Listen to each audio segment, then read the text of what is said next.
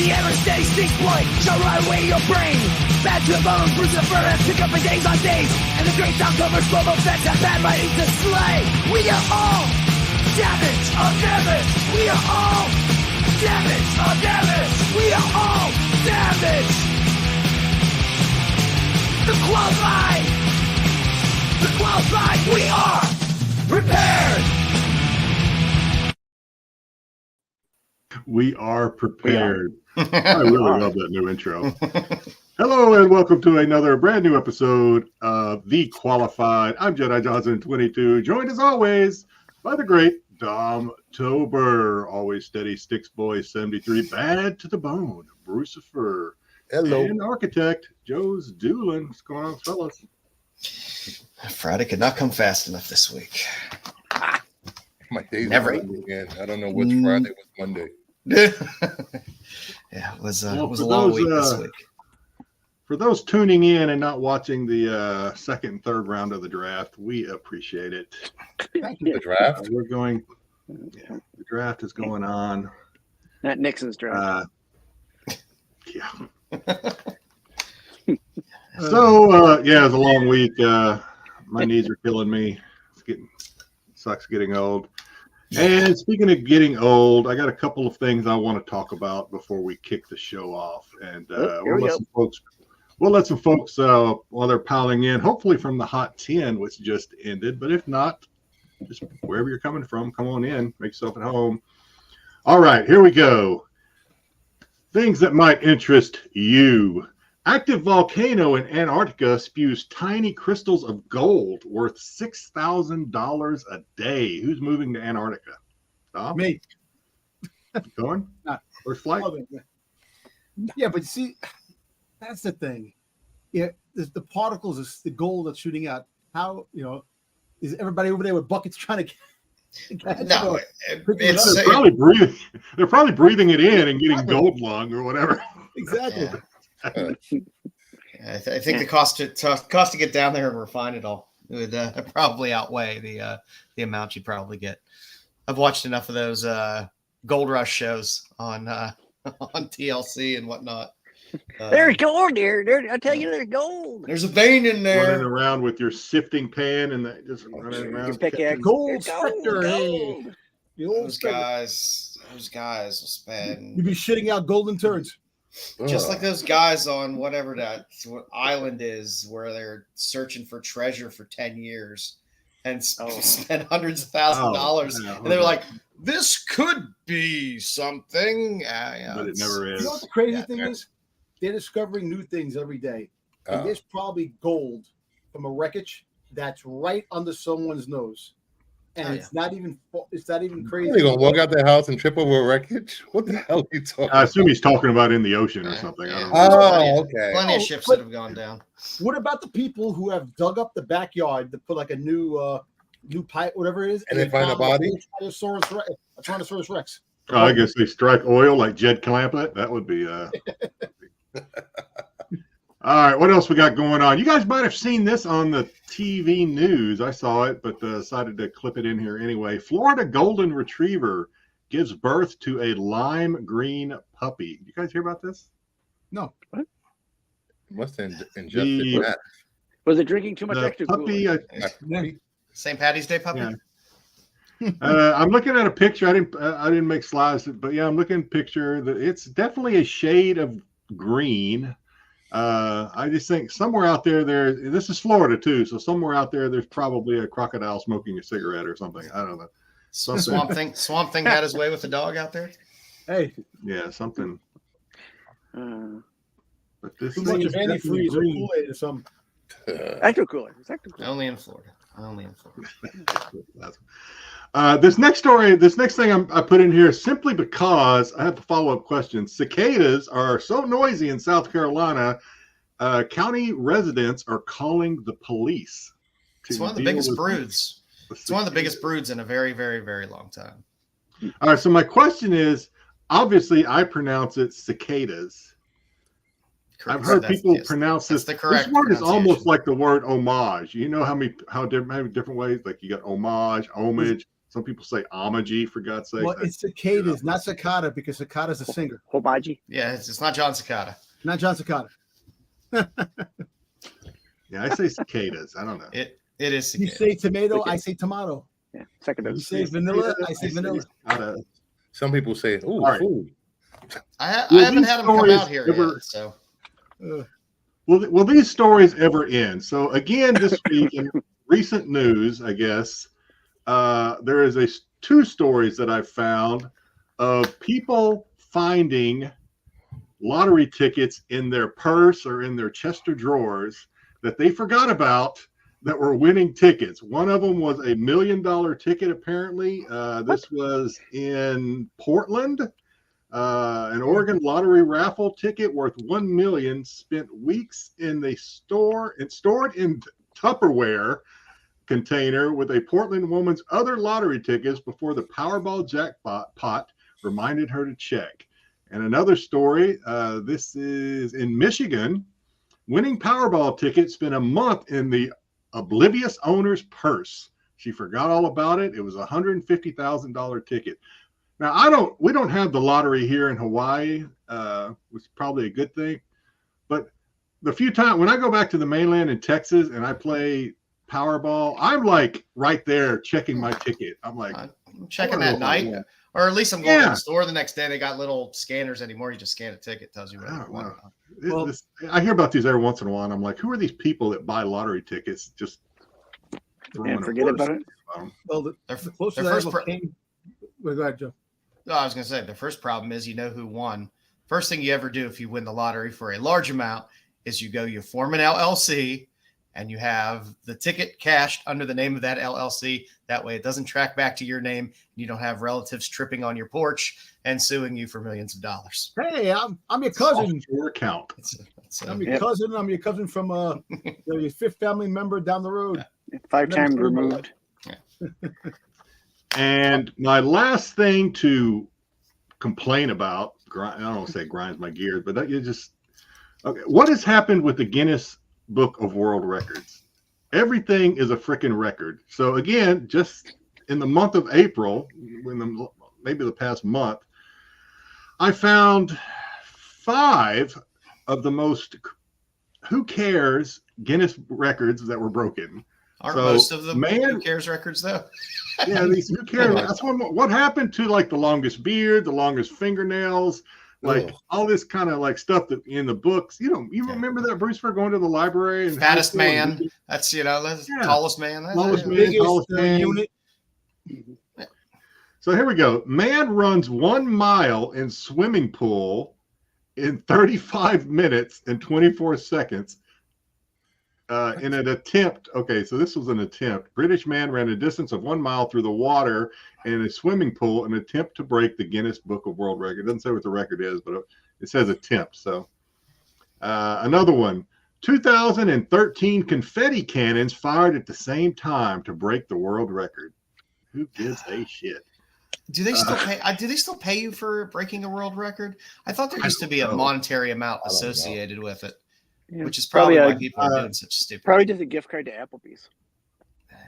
Yeah, that's just for a free appetizer. Yeah, that's all. The next ones I'm going to read are. I'll give it up to the next ones. I mean, there's some stamina involved with this. Obviously, some bathroom breaks, maybe. I don't know, but Nigerian chess champ plays for 60 consecutive hours. I spent about that much time at a blackjack table one time. Yeah, I mean. Is there another record for most consecutive blackjack, most consecutive checkers? Is he sitting where does it stop? Potty, by any chance? Because if he's staying there for that many hours, he has to go to the bathroom. So I don't know, but the world records are popular in Nigeria because we have a Nigerian woman interviews 90 people in 55 hours for a world record. It's just like they're just making it up now. It's like, look, I did it. It's a world record. Yeah. And my favorite. My favorite, and then we'll get on with the show and I'll step down. Ghana man hugs 1,123 trees in an hour for the world record. God bless that man. A lot of wood.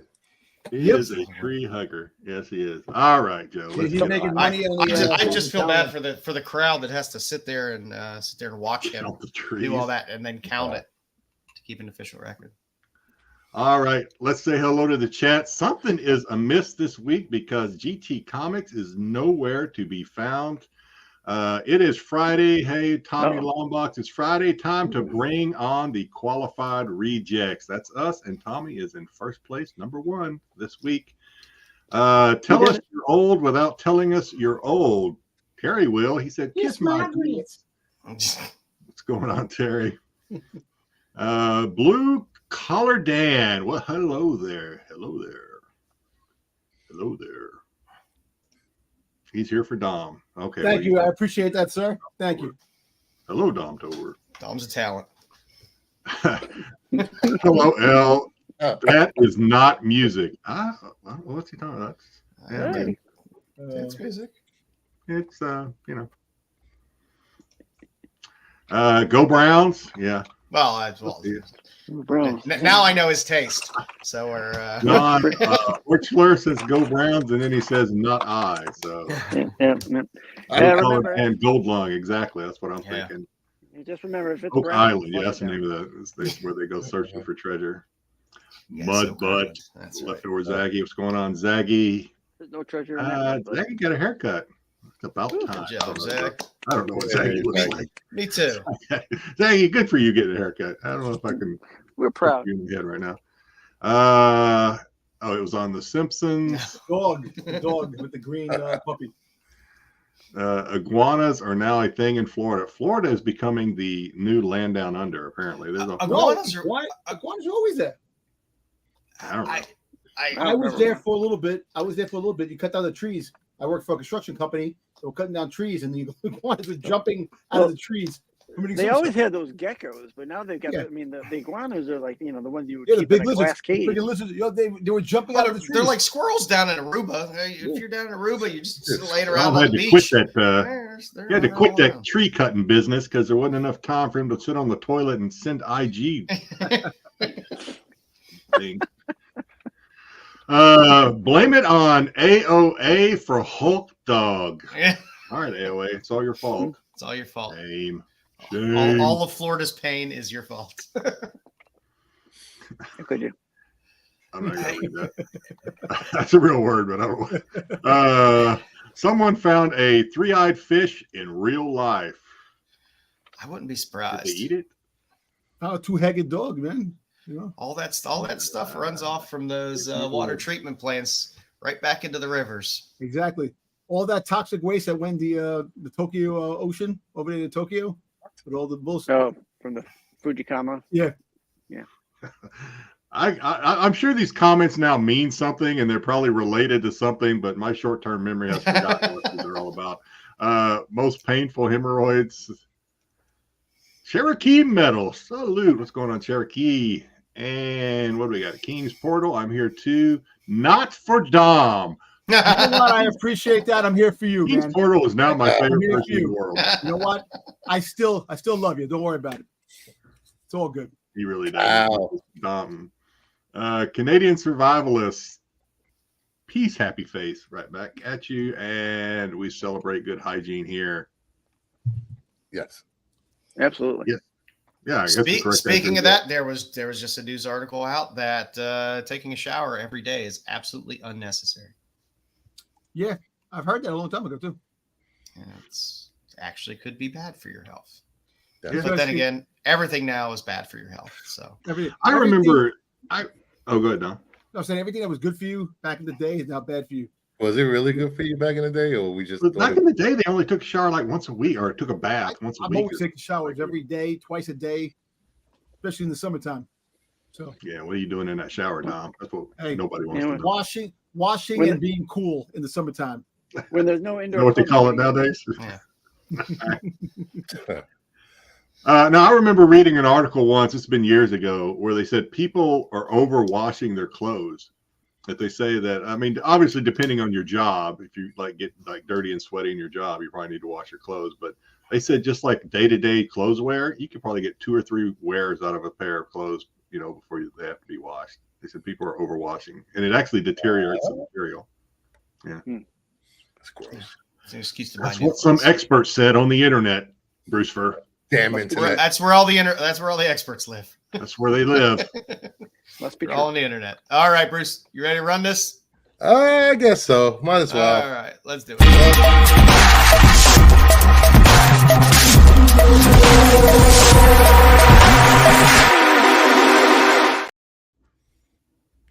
Welcome to another segment of Outside Looking In.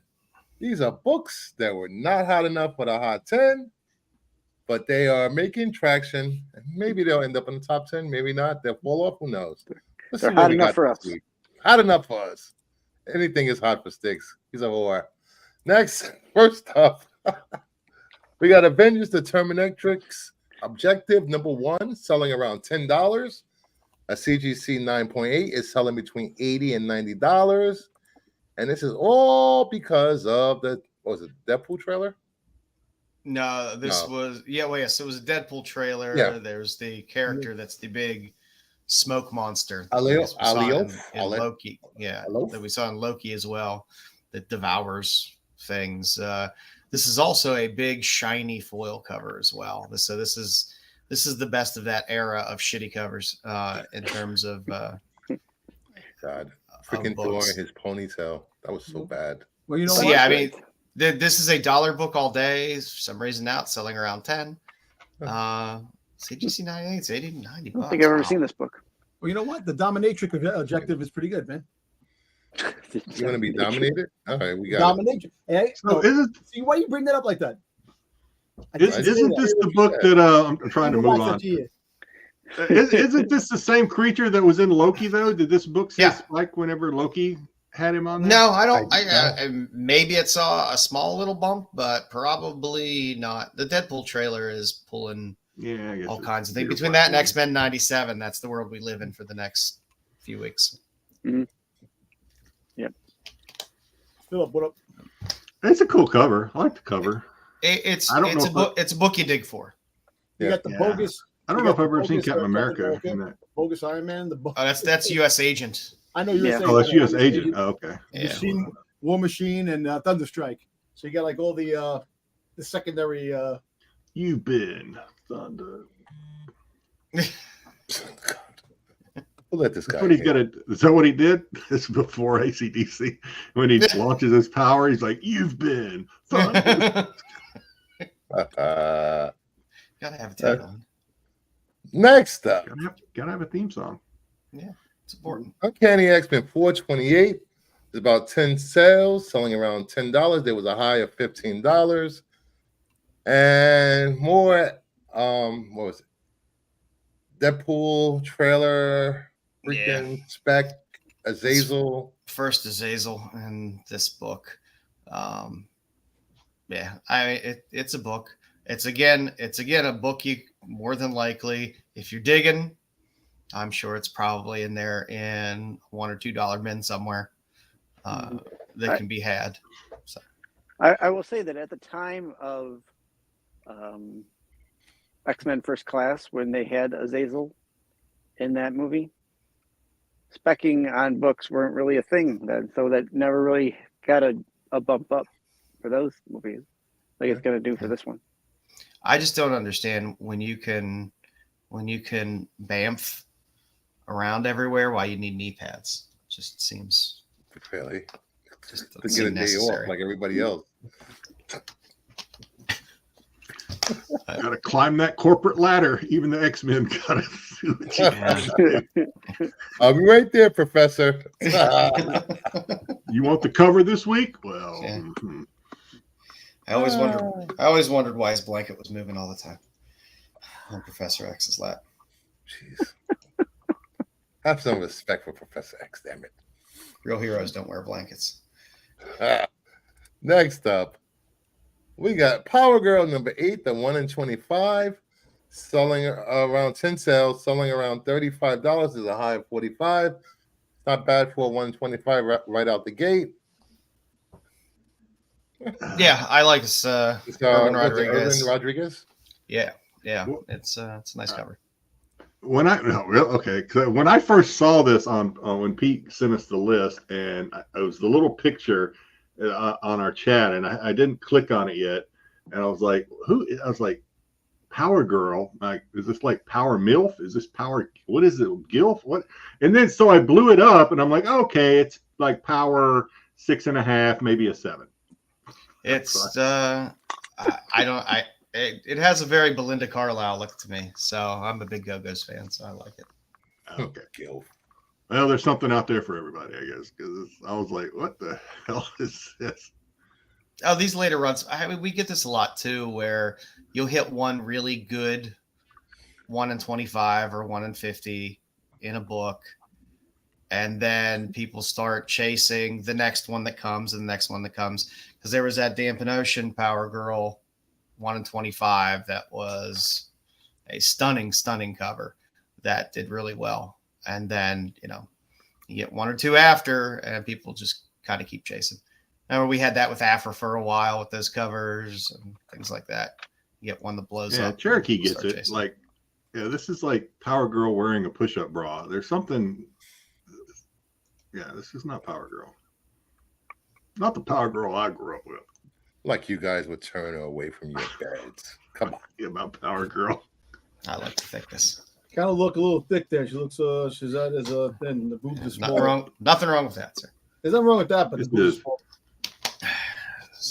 Power pie eating contest winner. Oh, girl eats well, and that's a good thing. you guys are horrible. Yeah. Next up, I guess we Rocketeer Adventures number 4, cover B.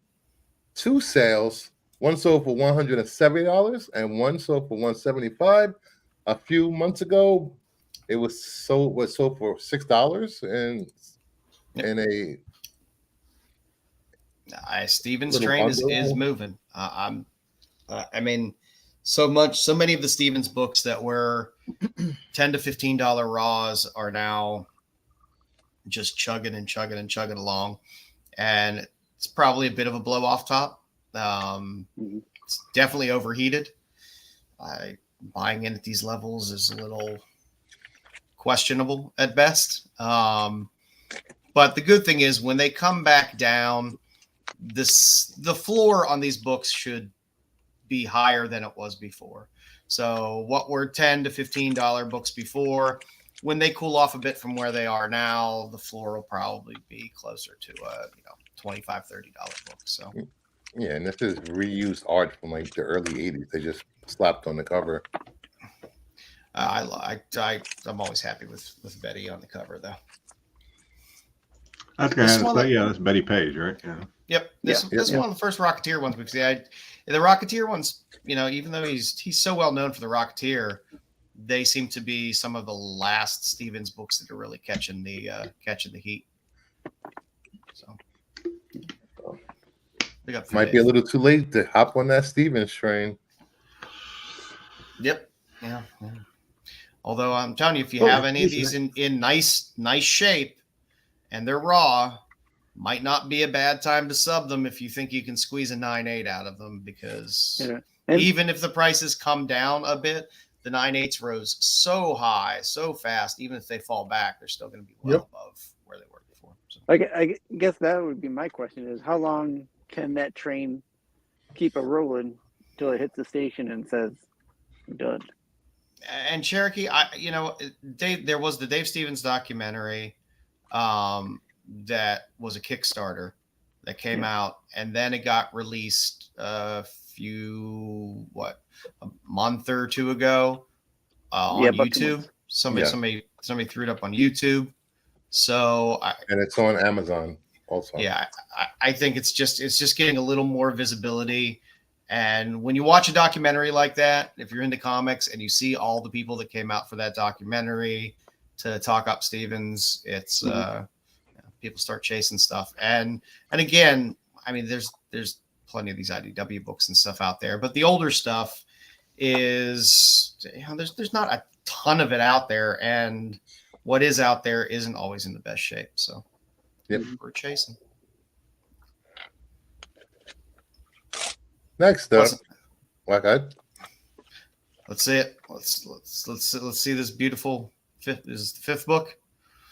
Ultimate Universe There number we go. 1, second print, 1 in 25. There were a What was it handful of again? sales, selling $40 plus. The original issue came out months ago. Surprised they're releasing this now. Yeah, Second print. second Any print. though. chance they get a second print, they'll come out a second print. It's all money grab, man. Sucks. Oh yeah, and their ratio second prints. It's just they're money grabs. But people, as long people keep buying them, people are they're gonna keep making them. I'm surprised they did a 1 in 25 second printing design variant. It's like what? Well, speak about Marvel loves this stupid design variants on ratios. I'm not a big fan of them. Well, speaking of 1 in 25s, they reprinted the Darth Maul book, the 1 in 25. Second printing. So they're doing second printings all the damn time. So Which Darth Maul book? the Darth Maul, the one that came out this week, it's already in the market getting reprinted. With the hues. The black, white, and red. Yeah, black, white, and red.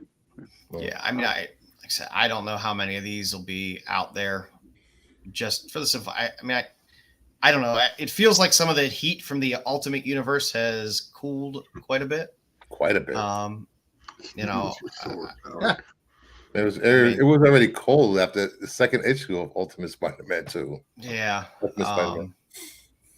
But who knows? I mean, we'll see what we get out of the rest of the storylines and see where they go with it. But I don't know.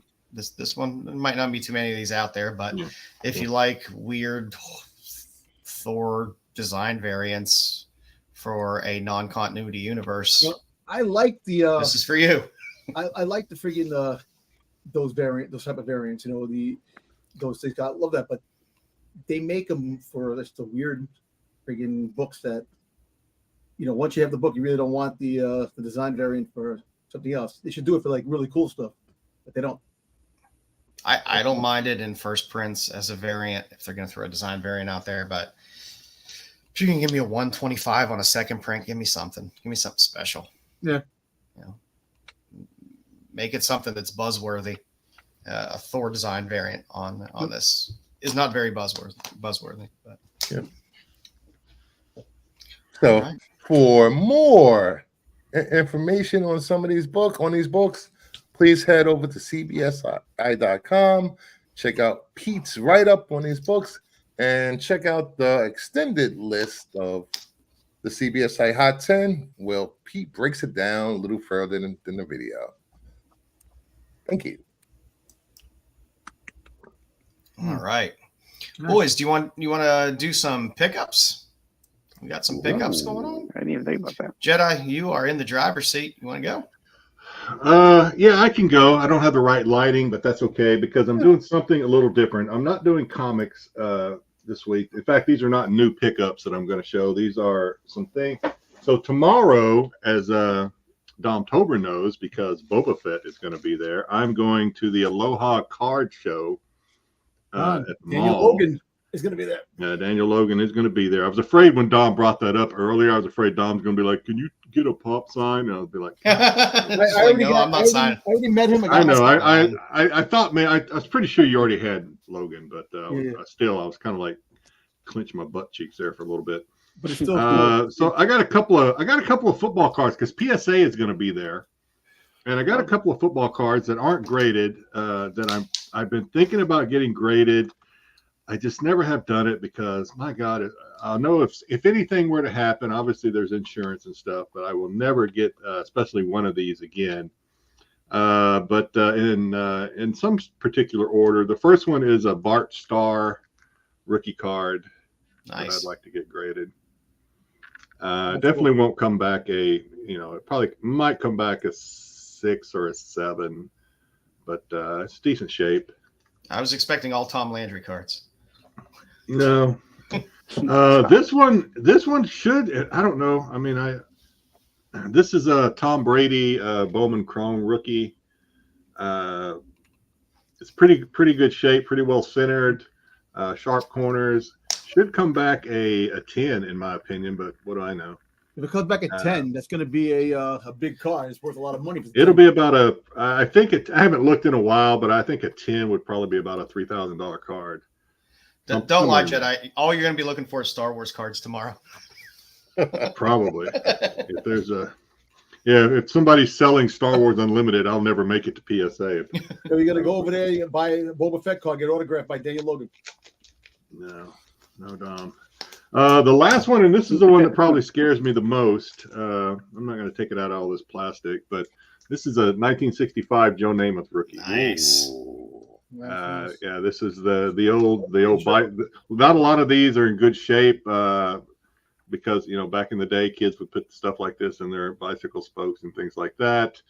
I bought this one for $500, probably going on 15 years ago.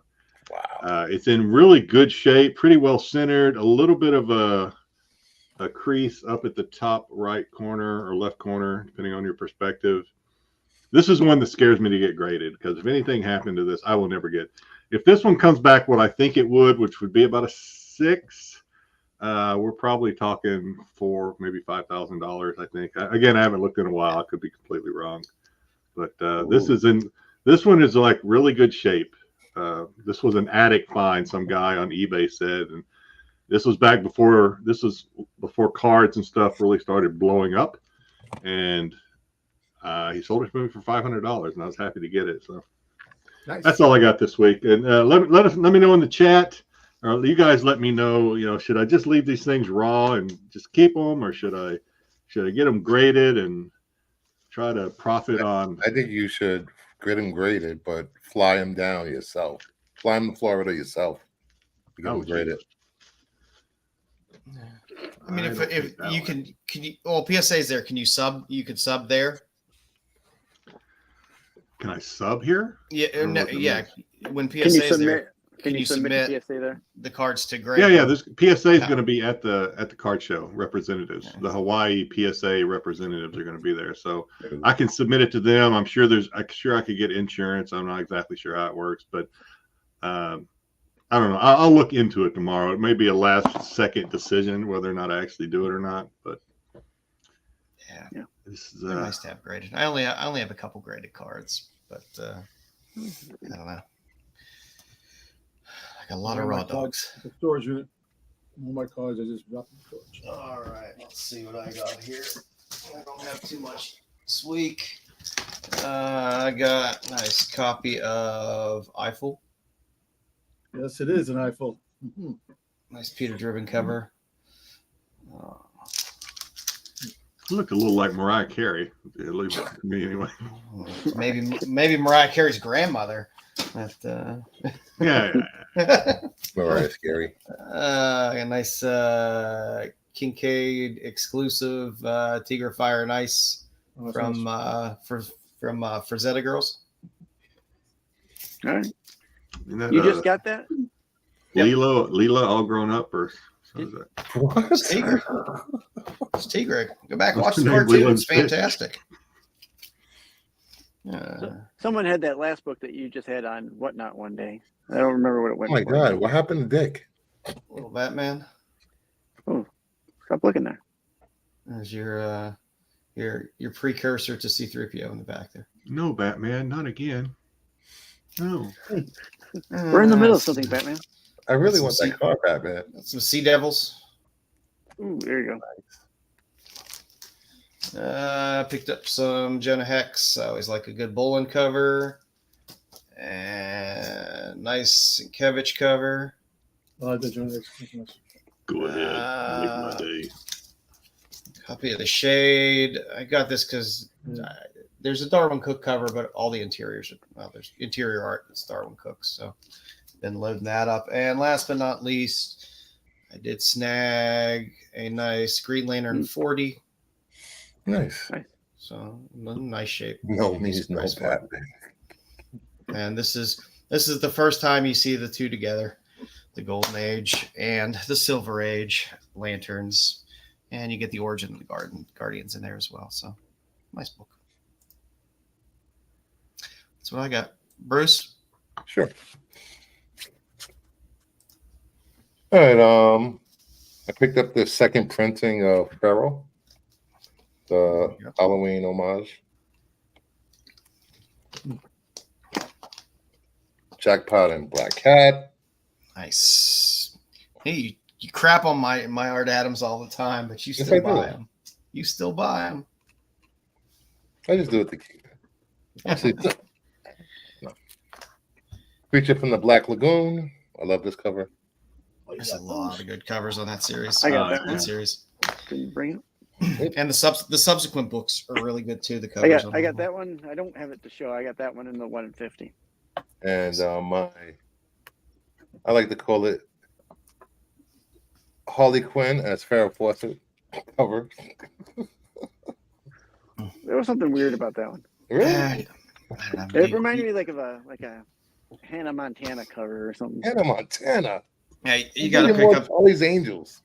You got to pick up the full You got to pick up the full Frizzen run for those. Yeah. It's hard not to. Once you start buying one, you got to get the rest of them.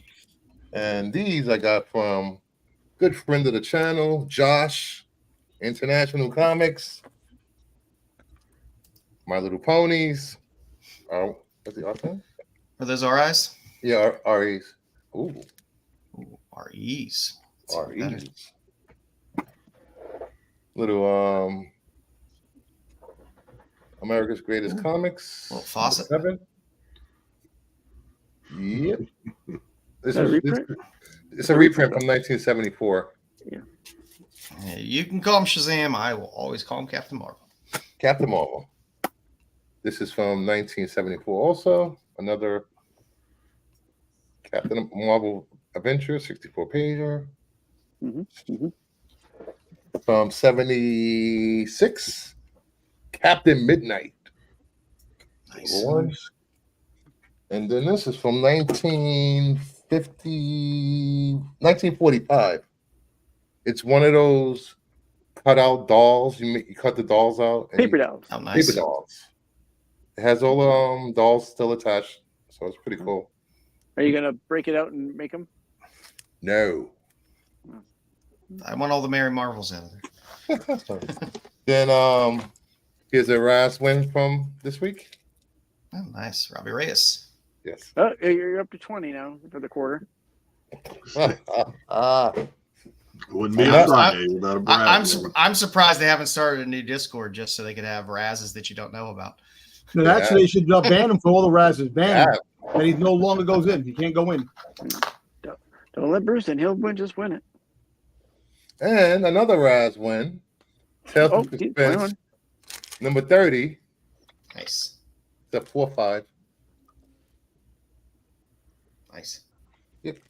And that is. I got a question about these Razzes. So I don't know. It seems like, okay, this is not like somebody that wins like $700 on a slot machine and thinks they're a big time, even though they put like 3,000 into the machine. Is it? No. I mean, are there a lot of Razzes you don't win that you're not telling us about?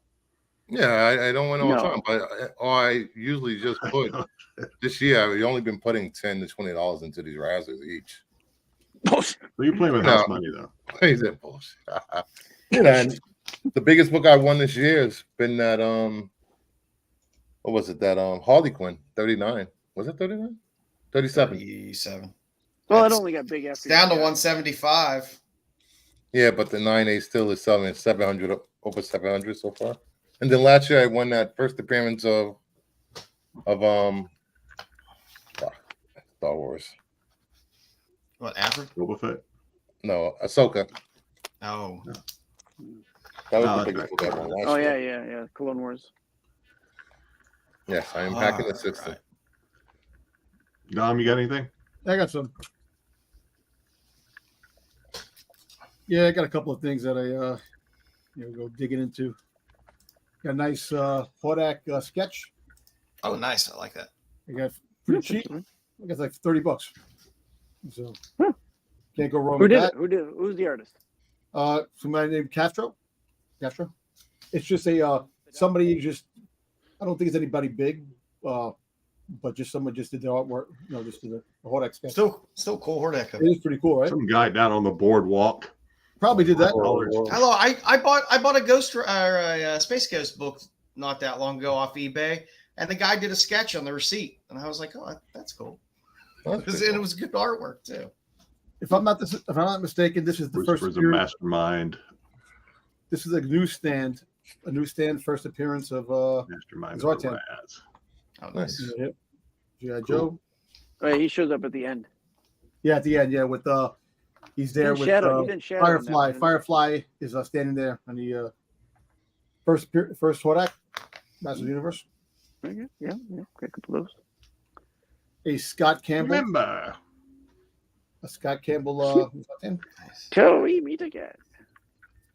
Here's one that's actually an exclusive that you don't see a lot, and it's probably it's hard to find. It's pretty good shape. So this was given out at the one of the GI Joe cons. So it's Cold Slither with Gem. Oh, there you go. Yeah, oh, that's nice. So pretty cool.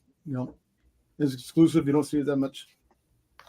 If for some reason this book is worth more than it should be, it's a Virgin Zartan. Nice. It's worth $2. It should only be worth There's $1. not a ton of Zartan covers. No, there's not.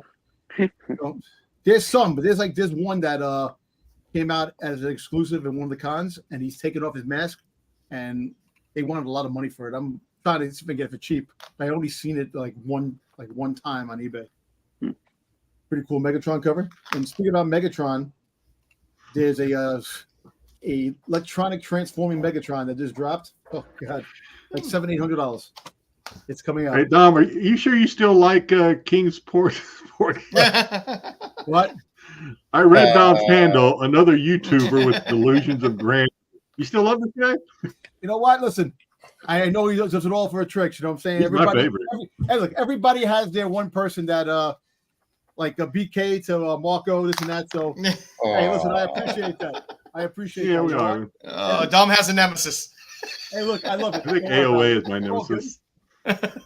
This one's a Miles High comic, GI Joe Transformers. Pretty cool. It's a wraparound cover. Now this Transformers is Alamo City Comic Con, which is actually pretty cool. You got the he's making nice now. The Unicron in the background. So cute. Oh, nice. Newsstand number 1. There you go. Nice. Transformers. Cool. Get it graded. Yeah, I'd probably get it graded. And then this is pretty cool. The same artist who did the Megatron. That's the Panther cover. Oh, that's nice. Oh, I like that one. Is that John Jang? Yeah. I like. Yeah, I actually I ran into him in the con one time, and I was telling him, I go, I love all your artwork. You've done a lot of good stuff. When are you gonna do a Boba Fett? He goes, when they ask me to. I'm like, damn. There you go. Yeah. That's fair. Until you pay me. That's it. I got that. All right. But man, I appreciate it, man. You were dangerously close to venturing into Bruce for territory there for a minute, Dom. So I'm glad you pulled. What's up, my pickups was sweat this week. It wasn't too bad this week. You're right. Man of the hour. You got anything, Styx? No, I could show you another Doctor Who #1 that I bought, but I won't. Gonna show some more Mudmen. No more. Next month will be the month for my getting the Mudmen. So I'll have a box. I'll have a box coming from the UK at the end. That's when you get your UK shipment. More Mudmen. Yeah, I just bought some hardcover books from over there that we can't get here, so that'll be in the lot too. Now let me tell you, Trail man, I'm definitely GI Joe Transformers. I love them. I don't collect as much because I have no room for a lot of stuff. But at the end of the day, if it like Soundwave, anything Soundwave, I am there for. That's my my Transformer.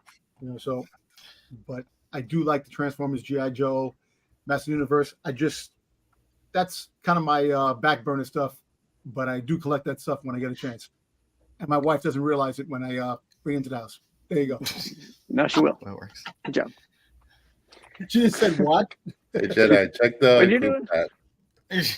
Well, we got an Elmore pinup this week for our pinup of the week. Elmore does did a lot of really beautiful pinup work back in the 40s. What group chat?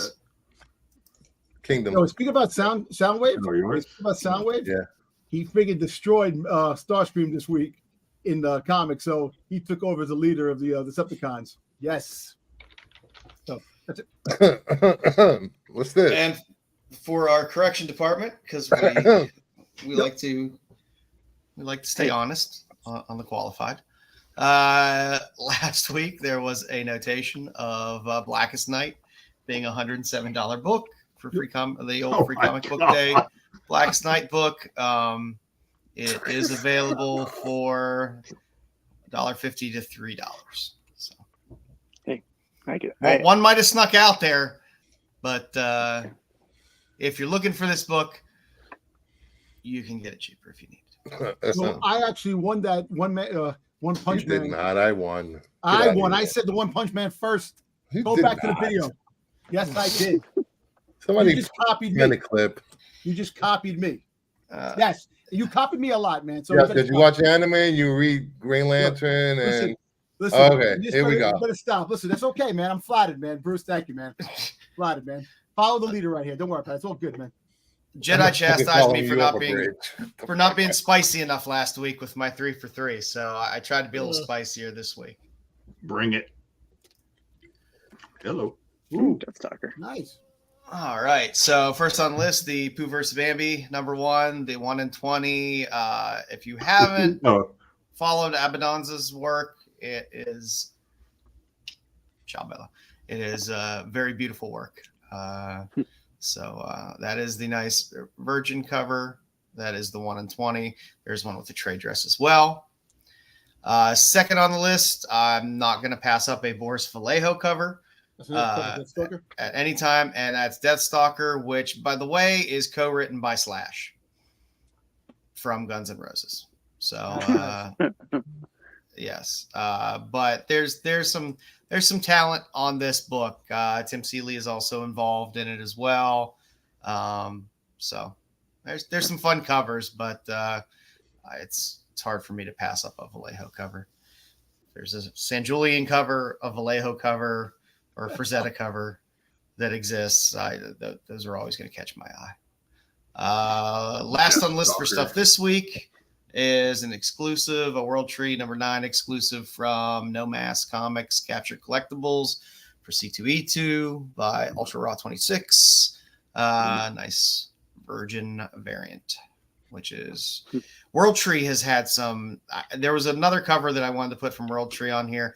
Then I would have had to put a box over things, and I hate having to put boxes over things, especially boxes over boxes. So this one was also very nice. So went with this one this week. For the future, had to throw up Florida Man #1 is getting a new printing of cover A. It's a hilarious series with some great hilarious covers, and it's some fun reading. So Florida Man's out there, going to be out there again. So if you missed it the first time around, you will have a second bite at the apple. Second on the list, another Abundanza cover, which is beautiful. The Horror and Fantasy Illustrated Plum Island, cover C. And last on our list, this is a Kickstarter. It has about, I think maybe about 7 or 8 days left on it. The Super Kaiju Rock and Roller Derby Fun Time Go. The Zong Brothers cover. This is a hardback, but still relatively reasonable. It mixes everything that's fantastic. Sexy girls, roller derby, Yes. rock and roll, and kaijus.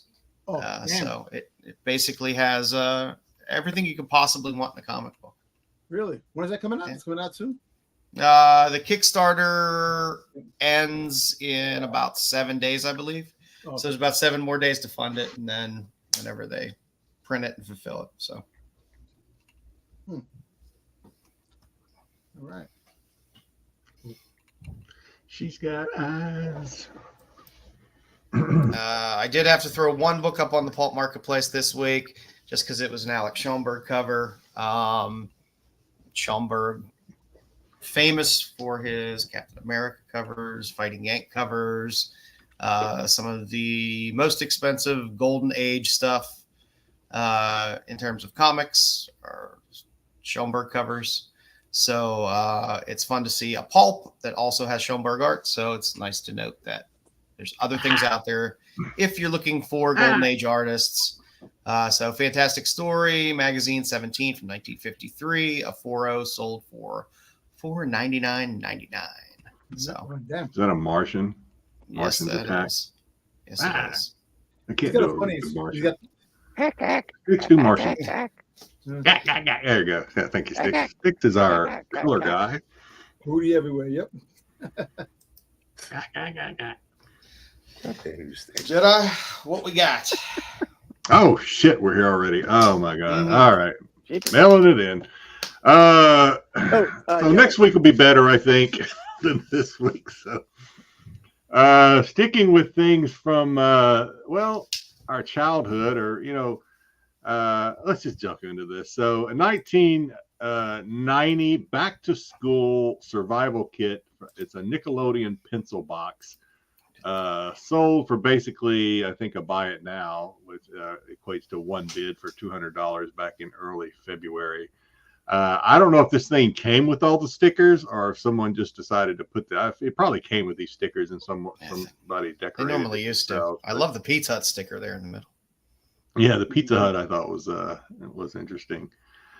And then moving on, and then I got a little bit of a discussion point at the end. But somebody needs to tell me what Sanrio Carapi. I'm not even sure what that is. 1995. Yeah, Sanrio Ropey.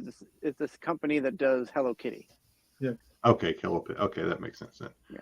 1995 pencil box and tool storage case sold for $70 back in early March.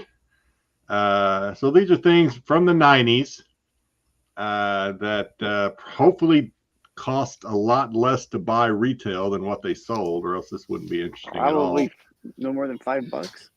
Yeah, It's on its hopefully. way, Terry. It's on its way. But what I most found interesting as I kept going through this, and we talked about this, I think, a little bit last week, but there's a 1929 Our Gang or Little Rascals school pencil box sold for $30 mid-February. Wow. So obviously I found that interesting that you got some stuff from the 90s, plastic, probably mass produced. I don't know how many survived. That sold for $200 and then $70 there respectively. But you have something from 1929 that has survived wars and garages and It's almost 100 years old. all kind of things. Yeah. It is almost And 100 years it sold for $29 on a best offer. Now, granted, it's probably not in the best condition, but it's made of cardboard, and I'm sure probably cardboard and cloth, and printed on the Little Rascals on top of it.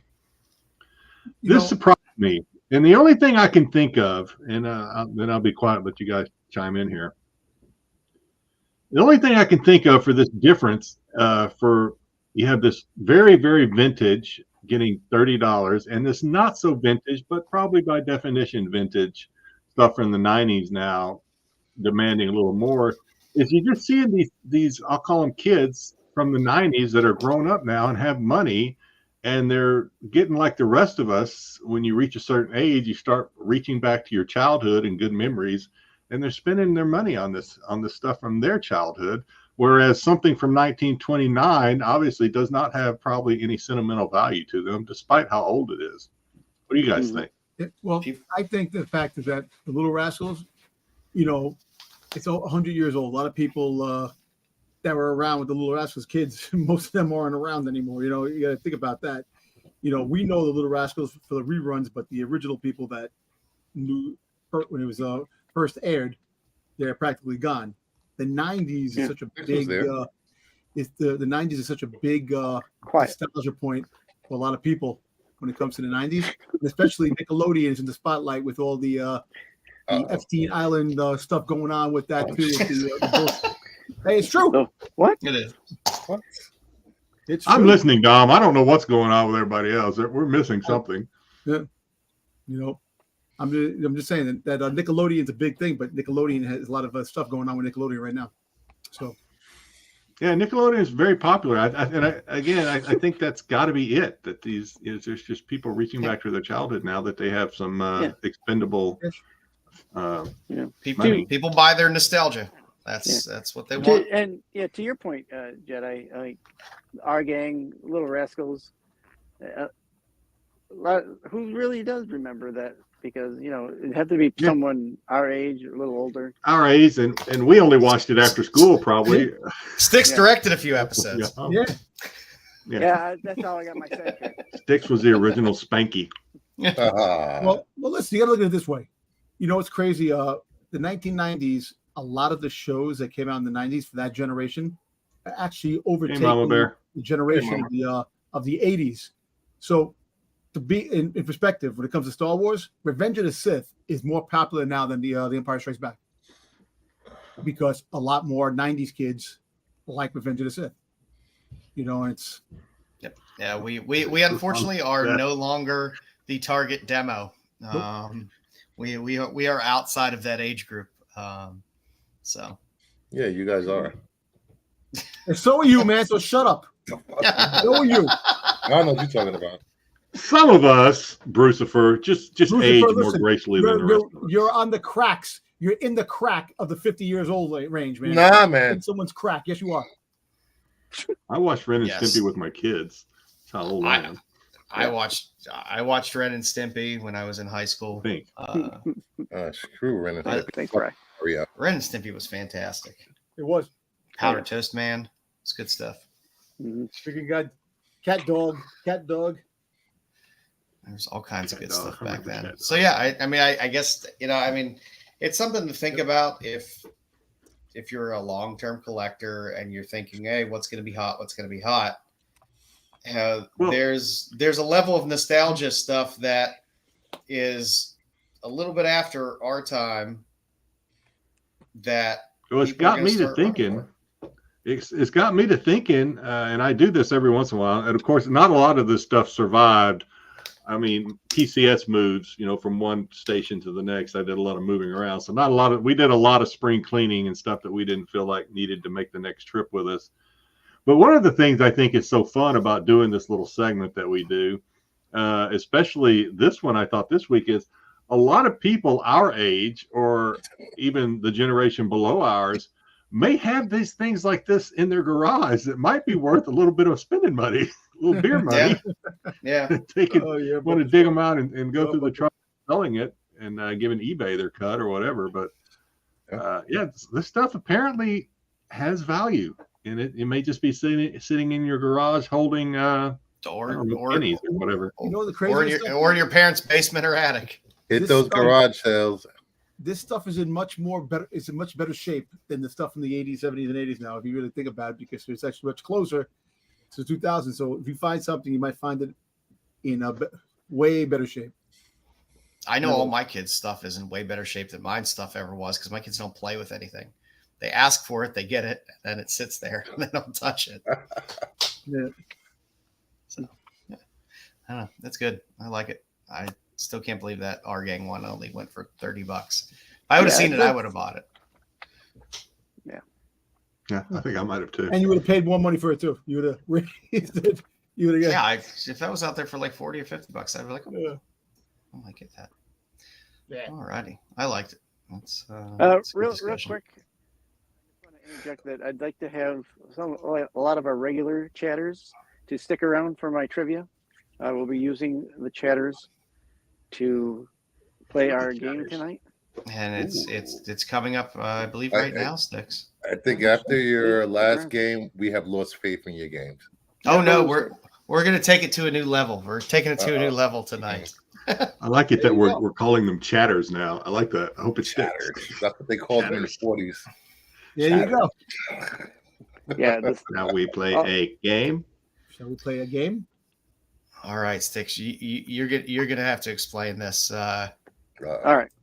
This brain buster. All right. So tonight we're doing the qualified Hollywood Squares chat edition. I picked some of our regular chatters to be part of our. And I should have put BK in the middle. BK is definitely our Jim J. Bullock of the group.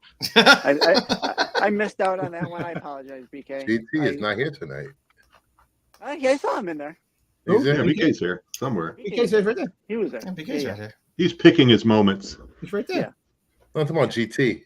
Oh, GT. Oh, Oh, Is GT Buffy is guy not. I haven't seen GT today. He What may about be in Buffy the guy? draft. I haven't seen Buffy guy? GT. He might be the only one not here, Yeah. but that's all right. Well, someone will answer for that one. If you go to the rules, I've come up with some quick, easy rules for this. So Oh my God.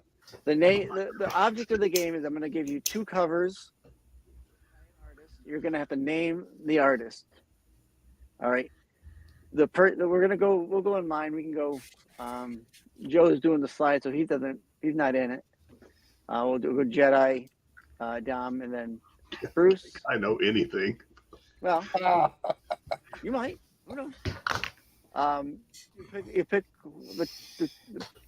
the icon associated with the chat. The person that you pick in the chat will have a chance to answer the question for you. If you don't like their answer, you think it's wrong, you can pick your own. If you know it, maybe you already know it, and then maybe they say the wrong thing. So you can go out on your own. If you get it wrong, it goes to the next panelist, so on and so forth. First to three, obviously, it's tic-tac-toe. First to three wins, or XO, and then Y. We'll do Y. Poor Mama Bear. Come on, you two algorithms, stay with us. Stay with us. All right, here we go. Mama Bear can fill in for GT, I guess. All right, Mama Bear GT. If she wants to, if GT's not here. So, all right, first up, we'll do Jedi's first. So I got these two covers. Here we got Crimson Nun and the upcoming Aliens versus Avengers cover.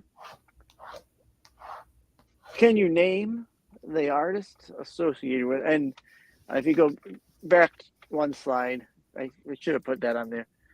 You'll pick a person from the chat to Google for you, I guess. That's Okay. Where do you want to start? Okay. I will pick. I'll pick BK. Alrighty. Of course So you you'll get about a minute there, BK, and then A minute. 60 seconds. I think that's fair enough. Then No, we'll go. now, what is my? Am I supposed to try to answer this question? We'll wait for BK. If BK doesn't say anything, then you can say something. If you know the artist. This could be paint dry, but we'll see. He has an answer. Okay. BK says it's Decal. So you have to You either think this is agree or Decal? disagree with. You agree or disagree? Do I agree or disagree? I'll tell you if it's right or not. And if you get it right, we'll go to the answer. Well, I don't know who this Decal person is. They probably haven't done very much because I'm sure these covers got them institutionalized because it's anti-American, drawing swastikas. I'm sure they ended up in some institution. This other one, the aliens, it looked like the aliens doing something extremely nasty back there to Avenger. Jeez.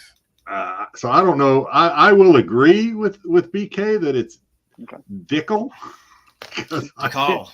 Decal. I pronounce it cicada and I pronounce it Dickel. Okay. Fair, I can tell you fair. that is not correct. It goes to you. Oh, or we could just we could just do it that way. So the answer is Ribic. All right, artist who so- drew Ribic. those. So we're giving the chat the O, Correct. and if a panel gets it, it'll be an X. Correct. Yeah, we'll do that way. Good idea. What if Even none better of us than get what I it? do. All right. Then nobody gets it. Somebody, There you go. Okay. There you go. There we go. All right. All right, Dom. All right. All right, Dom. Okay. You okay? Okay.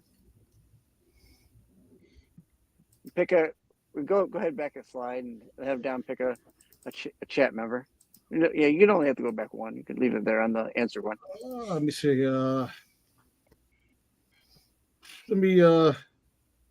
is Retrell there? He's up there? Artrell, I saw Artrell in the chat. I thought I saw him too earlier. All right. Let's go to the question. Maybe Terry, maybe. Well, we're also open with other chat answers if somebody's not in. Yeah, if you see an answer you like, you pick it. Yeah. All right, so here you have Hex number 12 and DC Comics 2024, The Absolute Power Ground Zero. Yes, for guessing artist, Mama Bear. But isn't the artist on top of the cover of Hex? Not always. Okay. Just checking. Sometimes the artist is a writer as well. So yeah, sometimes it is. You're correct. But... What? How come? All right, anything from Artrell or anybody? We got Mora. BK said Mora. Cosmic said Mora. Artrell doesn't know. He gave you a question mark there, Dan. A question mark, okay. And he gave you a question mark. So you got two Moras. You want to go with Mora? Do you think you might be somebody else? What do you want to do?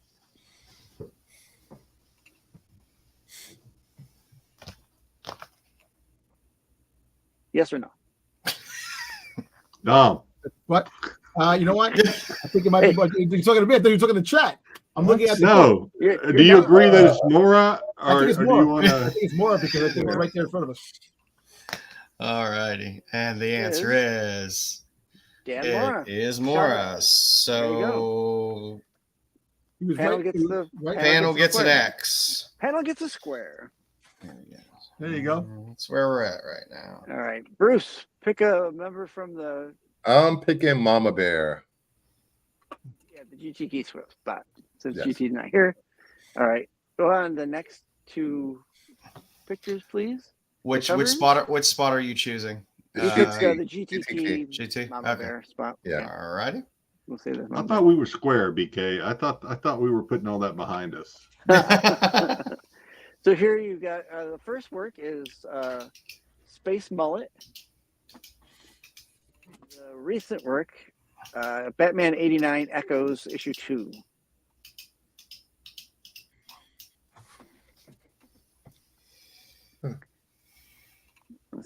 Let's see what we have at it, Chet. I'll give them a little bit here. Cosmic says Daniel Johnson.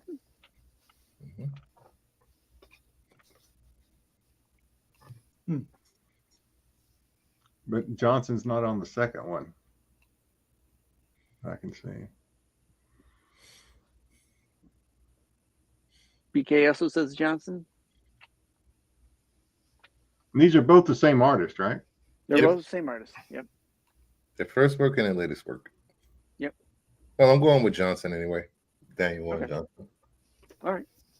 And that would be a and good the call. answer is Daniel yes, Warren it is Johnson. Daniel Warren Johnson. So we get another one. What do we have? We have X's. Yep. Right. X is in. All right. Look at that. Right. Getting close. We're getting close. There you go. All right. So who's choosing next there? Is it my Yeah, turn back to again? Jedi. Back to Jedi. You going with Buffy guy for the win? Yeah, I got to go for Buffy for the win. There you Are they in? go. Well, we're going with the chat anyway, so it doesn't matter if they're Anybody in or the not. second answer. Yeah. So here we have Star Wars Ashes of Jedi, Star Wars number 38. As the first work. And for the latest work, Ultimate X-Men. This is number 3, I think. So I'm not allowed to Google. Okay, got it. We're on the honor system, Jedi. We're on. I'm honored that you're not Jedi. I'm honest. We are honest here on Rennavision. Terry Floyd said Howard Johnson. Isn't that a hotel? Huh. Yeah. Used to be a place to eat here. Didn't have a hotel. Used to have a hotel too at some point. They all turned it. Yeah, they all yeah, turned we- in. They all turned into Hampton Inns. Yeah, they did. That's definitely not Mom. I ain't trusting you anymore. That is not Momoko. I may not know who That's it just- is, but I know who it ain't. That's just mean. Yeah. Thomas says Harvey. Ben. Leftover says Ben Ben Affleck. Affleck, Artrell says LaRocca. Peach.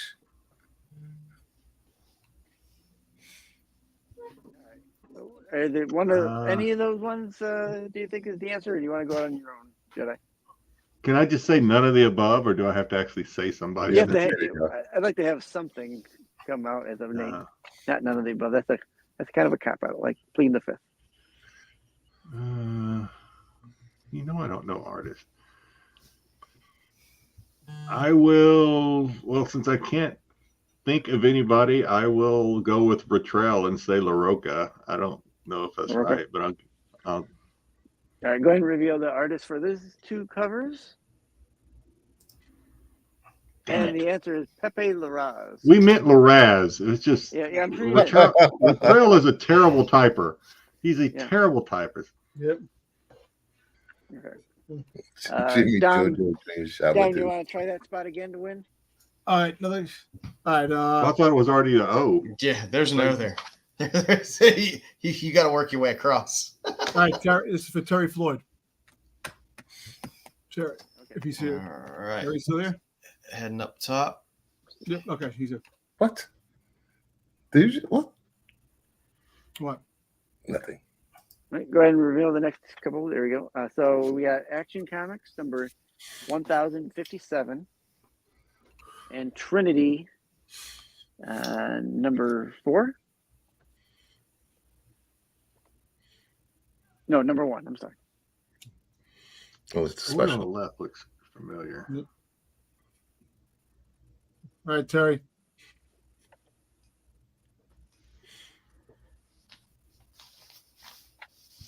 I mean, if you can see the name on the one cover, it might give it away. It's pretty good up and coming artist that we've talked about him before. Not in detail, but we've mentioned his name a time or two. Someone said Larraz, and we got Scott. Jimenez. Artrell says I was Beach. Googling. Google. Stop Googling. Jorge. Yeah, Jorge. So you got a couple there. You got Scott. You got Didn't you Jimenez, say? got Beach. Didn't you say this one, or did I just mishear you? Hey, Which one Anthony. of those Jorge do you want to Jimenez. take down? Which one? I'll go with Jorge. Jorge Jimenez. Alrighty. All right. And yes, it is Jorge Nice. Jimenez. There you go. Good job. Good job, Yep. chap. We got a X in a place that doesn't help us. Nope. Who's next? We're going. I'll keep. I'll go with Cosmic One. Okay. Center Square. Center Square. Yes. Tom, you have failed. What I failed? I said Jorge. Jimenez. I might have. Did I put the wrong one down here? God damn. Well, the other one is. Yeah, this is Jimenez, right? Yeah, The this is first it. one is Yeah, Jimenez. I put the wrong one in there. There'll be a correct. Cyberpunk is- There'll be a correction slide for next week. Yes. Cyberpunk is definitely the one. Strike 2.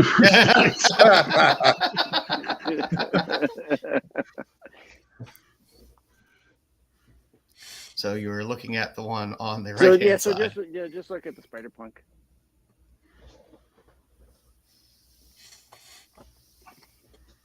Six failed again. I'll see my way out. Oh, Yeah, all right. That's it. All right. Cosmic has Capel in there. I'm going with Copel Copium. with Cosmic. There we go. All right, here we go. And yes, it is. And Oliver. indeed, it is. Yeah. It's not bingo yet? And as that is the sixth and last one, we are all losers. Is this over yet? Oh. That's all. Yes. What? Well, I was hoping it would been a little easier because of the chat Googling. It didn't work out right. Well, if somebody would have picked the middle square, we could have went for the win. I'm not gonna say who. We're gonna make a hat of shame to wear for next week. All right. Well, thank you for playing. This was a beta. Yeah, with a beta test. It's definitely a test. I'll work on it. We'll work on it. That's right. Just like Styx will he'll take it back to the laboratory.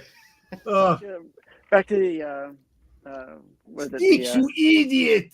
What's it called? A certain division, or whatever division is. Thank you, Styx. Build things. All right. Well, we've had quite a break for a while without a toy segment. So Dom has been nice enough with Styx to put together some new release toys. Sorry, let's do this. Pricing may vary, but that's okay. Let's go. All right, first on the list, a little Star Wars. All right, I'm sure you'll be getting a lot more insight into these Star Wars characters on Sunday. Yes, and so May the 4th is coming up pretty soon, and they had a special thing in Hong Kong. Introduced the Dark Side guys. We're done. So we're done. We have anybody who played video games, played The Force Unleashed. Hot Toys is coming out with Lord Starkiller, and I am friggin' happy as a friggin' goddamn pig and shit. I can tell you that because I am a huge Starkiller fan. Starkiller is my favorite Jedi, and this is definitely pre-ordered already. Boom. You played the game? What? I played the game. I played everything, man. Starkiller is my shit. Oh, you just watched the game? No, I played the game. So don't. You just watched the cutscenes. I played the game. I watched the cutscenes. I didn't play the game. You haven't I seen like the the cutscenes. Really? I still have the game. So yes. And anybody who's a Darth Revan fan, I'm not as big a Revan fan as I am a Starkiller fan, but it's still badass. They got a hot toy made of Revan, and I pre-ordered that already. That's definitely the two that I'm getting right there. And if anybody's familiar with the comic books and Dr. Aphra, you got BT1. So you only have BT1 coming out. 000 is not far behind. So 000 was dropped, and the unfortunate thing with 000 was it was limited to 2,000 pieces, and it sold out in a heartbeat. Was BT1 as well? No, BT1 was just a regular order. Regular order. So a lot of people were not buying it because they knew that 000 was coming out, so they were going to buy it after they got 000. But now that 000 was a 2,000 piece limit, it kind of sucks because 285 times 3. It's kind of a dumb business move, isn't it? Because if you can't get 000, why get BT1? They're a tandem. Exactly. So it's kind of stupid now to think about it. So between 3 and 4 times what it came out. So missed out. I was like 2,400 in the queue, and when it got to me, it was sold out. No. Is this anything you would have gotten, Jedi, or C-3PO collection? No, this isn't C-3PO. But it's still a protocol droid. It's still but I mean, BT was 000 was kind of cool when he first came out, but then when he tried to become a crime lord and stuff, he got kind of boring. I just figured. So they also dropped a regular Stormtrooper. If people love the armor build, Stormtrooper with a piece of the Death Star, like a little corner piece, which is actually pretty cool. The stand is actually a wall sconce. Yeah, the wall, exactly. So they dropped that, and then they dropped a chrome clone Commander Cody, which is just plain chrome. Which that's interesting to me that they did that, but and I'm telling you, so. The last 4 years, I've seen what they dropped the few days, like the month of April going into May 4th. And so far this month, this drop for 2024 has been a total total greatness because they've dropped so much stuff, especially Starkiller and Revan really made it happen. So we're all waiting for what's going to come out on May 4th. I'm thinking we're going to get something from Phantom Menace, the 25th anniversary. So I kind of think that we might get a new sculpted Darth Maul and maybe a. One dropped today. I won't say who it was that dropped, but we'll save that one for Sunday. Yeah, save it for Sunday, Dom. Yeah. Getting you in trouble, Dom. What the fuck is this? These aren't dropping until 2025, but so apparently these are 7-inch Cowboys, the Mu of Mesa. Yeah, Cowboys of Mu Mesa. Cowboys of Mu Mesa. Mu Mesa. It was a There was cartoon. a video back game, in there the was a early TV 90s. show, there was a comic book. I saw the TV show, the cartoon. I mean, they were all a big pile of bullshit. Yeah. That game was amazing. All right, it's a side scroller shooter. All right, They have a lot of accessories that come with them, but would you buy these or these nostalgic enough to buy? Would you? No. I mean, I personally wouldn't. Maybe if you're a fan, I don't know what it is. of Never heard the of it. brand, because I don't know. the I don't- cows is that this- were cowboys. It Is this was a the short-lived first show. I mean, time? no question. But I mean, this is the stuff that I would watch on Saturday mornings, even if it was short-lived. You'd always watch whatever was on Saturday morning. So Is this my the mistake first time you've gotten characters of Yeah. of these? So Yeah, these are the first time they've had toys. Yeah. and probably the last. Well, you know what? All kidding aside, if you collect the Thundercats, you collect those, so that's kind of cool to go in your Thundercat, or maybe Brave Star. If you have Brave Star, because back in the day, Brave Star was the thing, and I do like Galaxy Rangers. Yeah. They never came out with Galaxy Ranger toys. Actually, there's a Kickstarter that somebody's dropping off.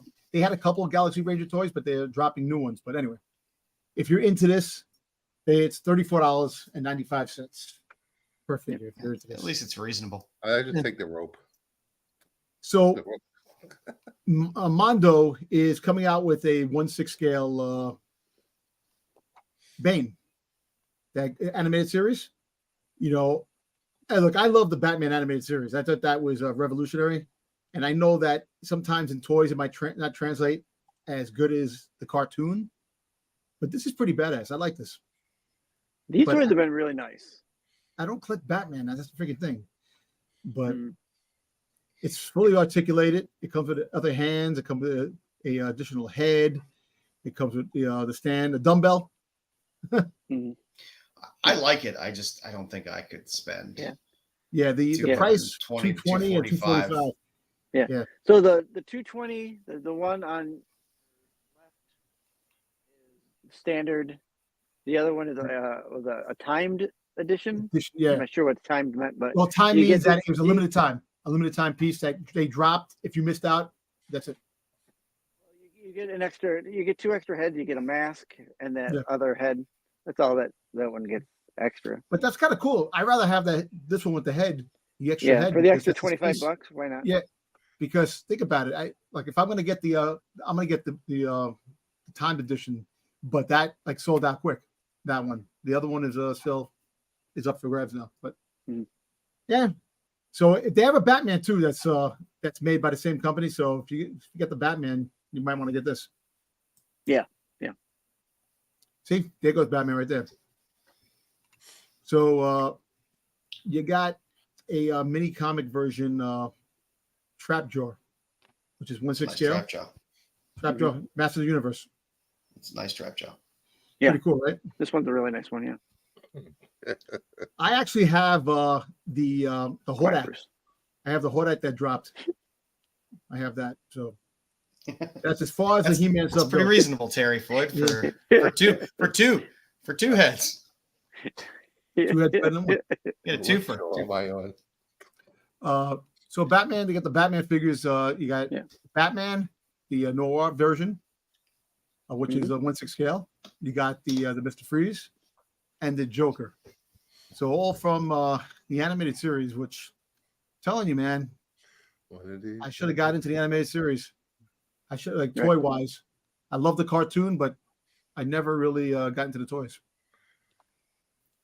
Yeah, in the 90s they had a good run with the what was it? Was it Toy Biz that did the? Yeah. And they were nice. I mean, these ones are obviously a little better than those. And they're more expensive, but the fact a is little that more expensive as well. Yeah. Well, time More as collectible. time goes on, everything they're got more collectible. more expensive. Not everything costs a nickel anymore. So But you can't get extra head for $25 with these. yeah, where are you gonna get extra head for $25? Exactly. I agree. And it's 12 inches too. She's Tom loves his 12 inches. So these dropped already. These came out like about a week ago. They're up for pre-order now, all of them. So you have Superior Spider-Man, you have Ghost Rider, a Jedi. I thought of you when I saw the Ghost Rider because it's on a bike. Pretty cool. You got Scar, Son of Hulk. You got the Luke Cage and Iron Fist. and those are a 2-pack. Yeah, you have Warbird and you have Wolverine. Is it a power pack? What? 2-pack, yeah. If they make power pack, they better make that damn horse. They're gonna make the whole pack, the whole thing together, power pack. Yeah. So I want to just say I was a little worried because I initially I didn't recognize that name to go with her as Warbird. wasn't Marvel. it the Songbird? No. Because did she became the Dark Avengers? No. It's not Carol Danvers. It's what's the name who became became the version, Norman Osborn's version of Captain Miss Marvel. Marvel. Yeah. All right. So I don't know. They changed the name. What Warbird? Is it Warbird or Songbird? It was some Songbird. It's Warbird. Must be Warbird. It's Must be Warbird. Warbird. That's what they Warbird. named it. She changed the name in the 90s Okay. to Warbird. Warbird. Okay. You can't go wrong with the Wolverine. Yeah, no, that Wolverine's nice. Oh, there we Oh, go. We got all the action. Yeah. Well, the Get action. some action poses. It'll show Ghost you. Rider looks badass, man. Jedi. Ghost Rider. $50. $50. Luke Cage and Iron Fist are $50. Warbird 24. Scar is 40. Superior Spider-Man Moonstone. is 30. Movestone Dark Avengers. Thank you, BK. Thank you. And Wolverine's $25. Ghost Rider looks like he's riding through some Orange Crush. I know, right? Yeah, he's got the. Well, yeah, it's that. So I like it. the Superior Right, Spider-Man is Bruce actually Sherbert. badass. Sherbert. Some creamsicle. Okay, some creamsicle. Yep. Back on there. Although I guess it helps it stand up a lot better there Yeah. if you have it Yeah. sitting in the fire. Now this is bad. I have this. This drop. If you really want an articulating Megatron that transforms to a tank, this is one of the best concept art Megatron. Well, the best Megatron that actually dropped, fully articulated and pretty badass. You know, I just like maybe a month ago I got this. Okay. And this was supposed to be Megatron in the Bumblebee movie when they had on Cybertron. They never showed him. It was like concept art that never happened. So It's a sharp transformer. Decent Yeah, price. this is a too. nice one. I don't like that they have him turning into a tank and not the gun like No. it should be, but yeah, being a you know what? there's a long line of him being transformed into a tank anyway, so Yeah.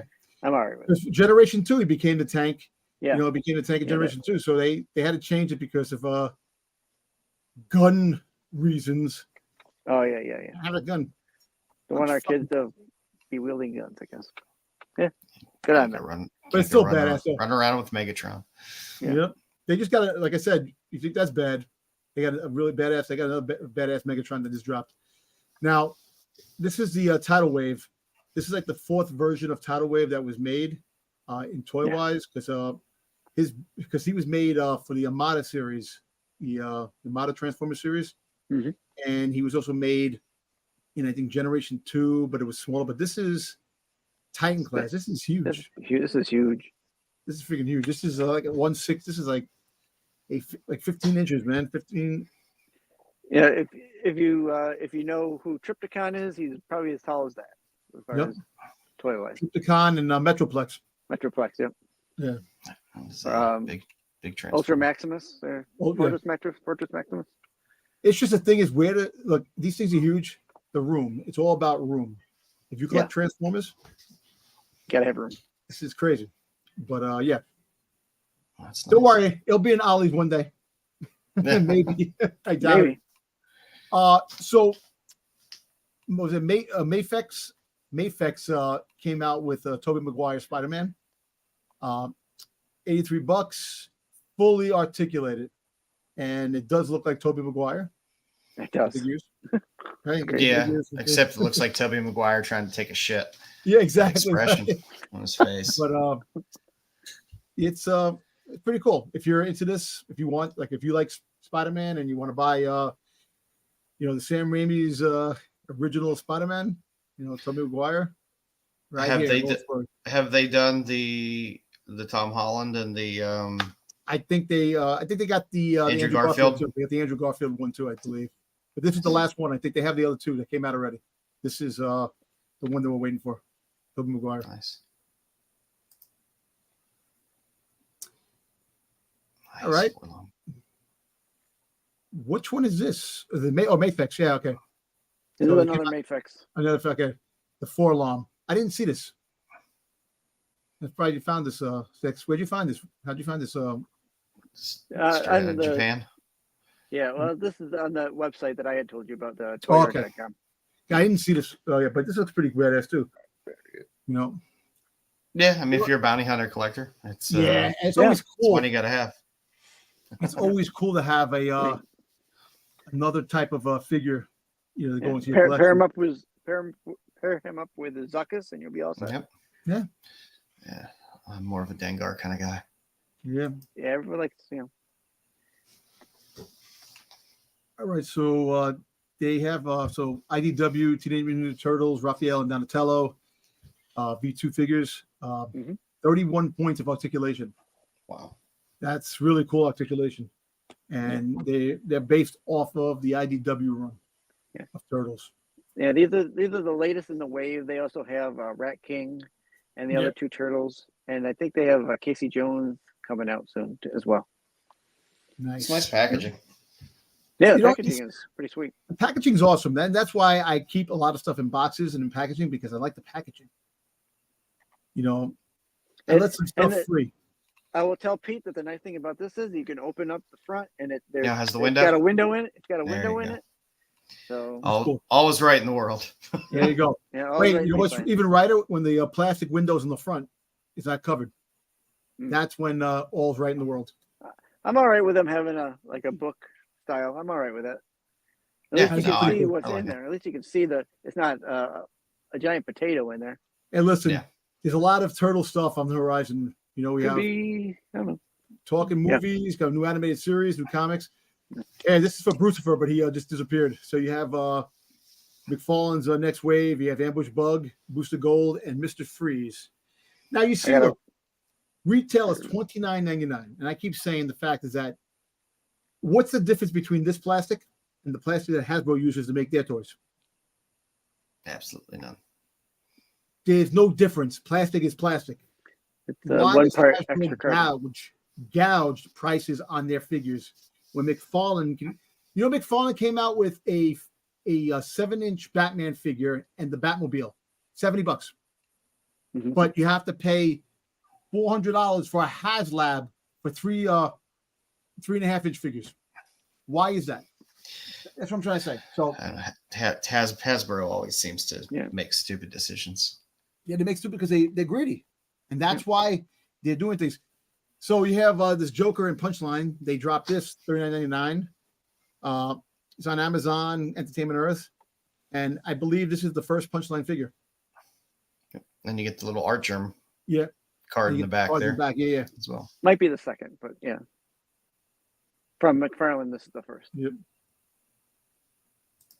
Yeah. So this is a special sketch edition.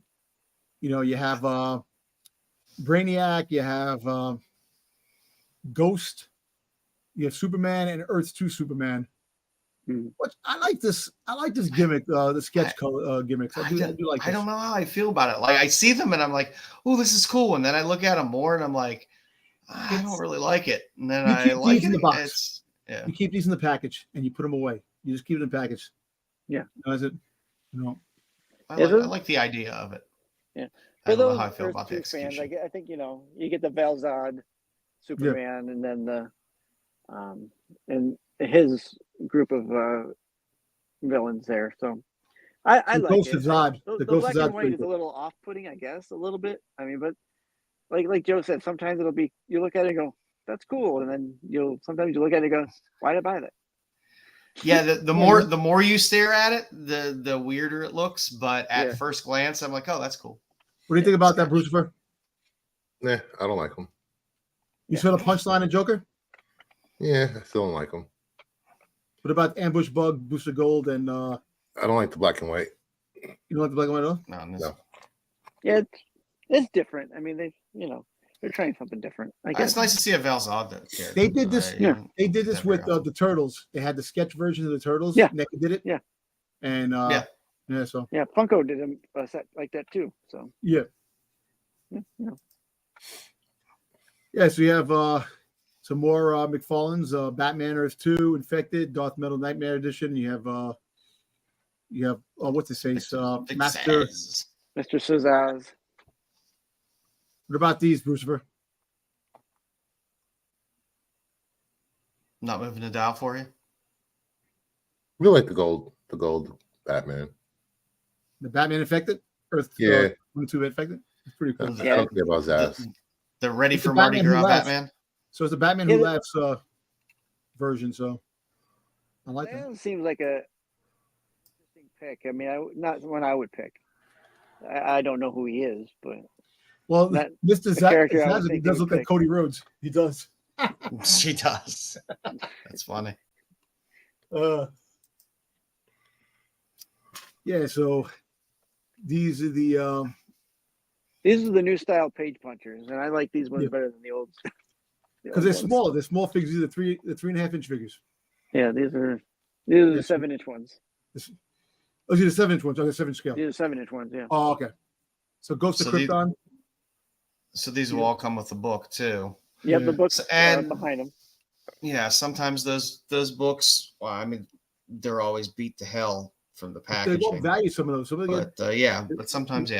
if you can get them in like a mint copy, get a grade of 10, 9, whatever it is, and 9.8, they will be worth something. Yeah. If they have it in a good sheath where you can just kind of go, Yeah. and not have it taped to hell in there, you got to pull the whole box apart to get it out of there. It'll be all right. I like these figures. I thought again we get another Valzad.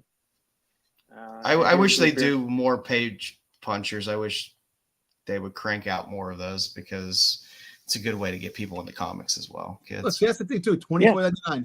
Look, McFarlane has cheap prices on their stuff. Why can't Hasbro do the same thing? I don't know.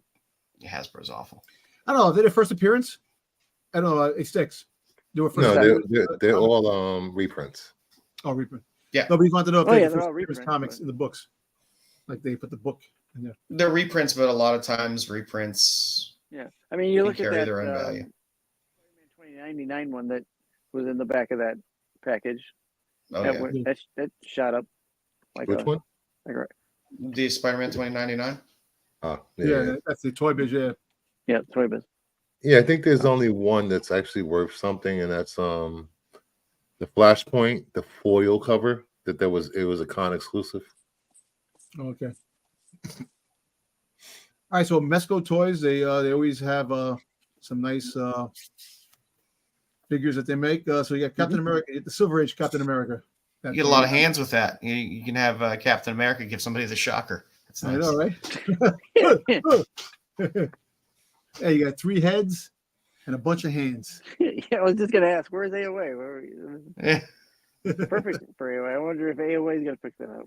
I'm sure he will. It's his boy, Captain It's America. a good old school Cap. I like when they try to go back and try to do the Silver Age.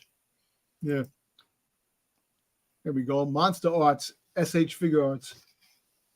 You know, Godzilla Kong evolved. You know, Godzilla is getting a lot of love when it comes to toys. You never had this many Godzilla things when I was growing up. No, they were few and far between. Yeah. Yeah, I mean that needs to glow in the dark or light up. Yeah. That's just the straight up pink is a little. Make it light up, or at least glow. Yeah. All right, so Super Sevens, you know, they have their version of Transformers, which don't transform, but they are just a regular, action figure. They have changeable heads, hands, and stuff like that, and Untransformers. yeah, on Transformers. So this is Megatron Generation 2. We're talking about the tank. So this is a special edition Megatron that's dropping. It's $54.99. I got the Soundwave over there. Too much for this. But it's, people always say if it doesn't transform, why have to call it a transformer? It's just only like 5, maybe 7 points of articulation. Yeah.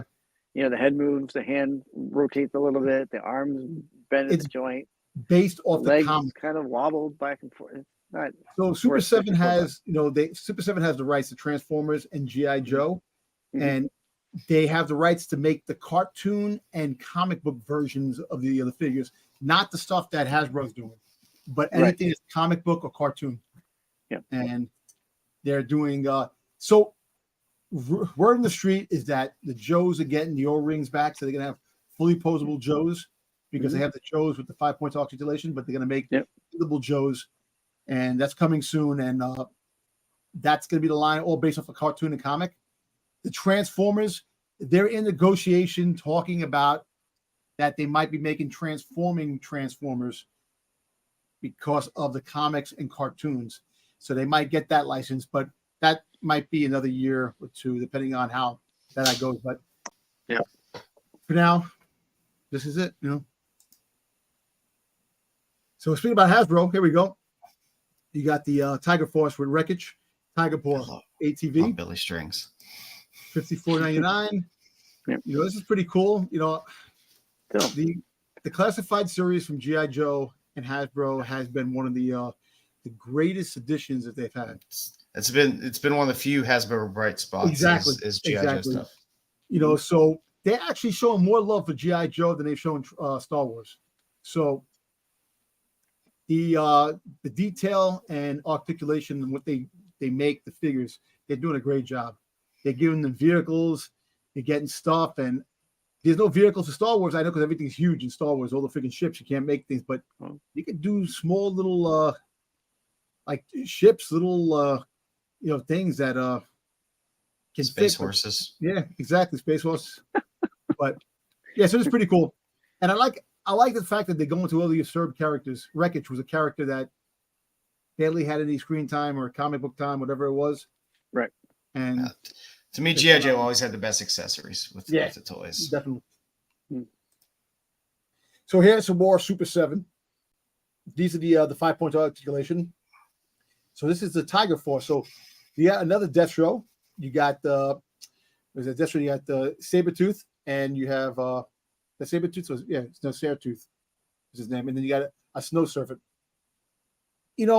For like people who love the comic, like I said, and the cartoon, I love the card backs because they're reminiscent of the old Joe card backs back in the day. Right. And that's the reason why you buy these, because of the card back, the art. Yeah, the figures aren't the best, but if you're leaving them on card, it's they're decent. Yeah. I think I have some reflection. Yeah. I think I have some Rocky. Hasbro had these on their website. It was a 4-pack, which I couldn't figure out until I read it, because it was only 3 figures. I'm like, why is it a 4-pack? The 4-pack came with 2. It came with an extra Snow Serpent. Thank you, Kevin. So and that was it was $55. Like back to what I was saying with Hasbro. Hasbro's starting to source out their stuff, so they source out their IPs that other companies are able to do their version. So Hasbro's still making money, regardless of the fact that how much other companies that are doing their products are selling, they're still making money. And if Hasbro is really smart, they source out all their IPs and don't make toys ever again. But we'll see. All right, last few slides here. All right, so we had they had the C2E2 that was this weekend. And is that a Poochie? Is that a Poochie in there? That's fantastic. Yeah, so basically they had this bundle for $238 because people who can't get to the con, the whole bundle of all the things. The main attraction was the Freddy Funko and Freddy, the Freddy photo, which is the dog, and the first appearance of Fanny Funko, the female. So these things sold out ASAP because it's the first Fanny Funko. So And I'm kind of upset because I thought my brother was going to go because they have a pin company called Punch Chewy, a pin company. They had a Boba Fett T-shirt that was limited edition.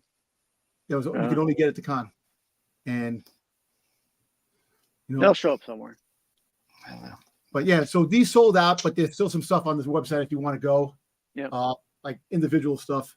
But I'm not a Funko fan, but I might have to get that Poochie. I'm just big Simpsons. Which one? The Poochie, the photo? The Poochie. The second row down. The Rockin' Dog. Oh, those okay. ones are all the 2 lines on the top. Those are all on Funko.com.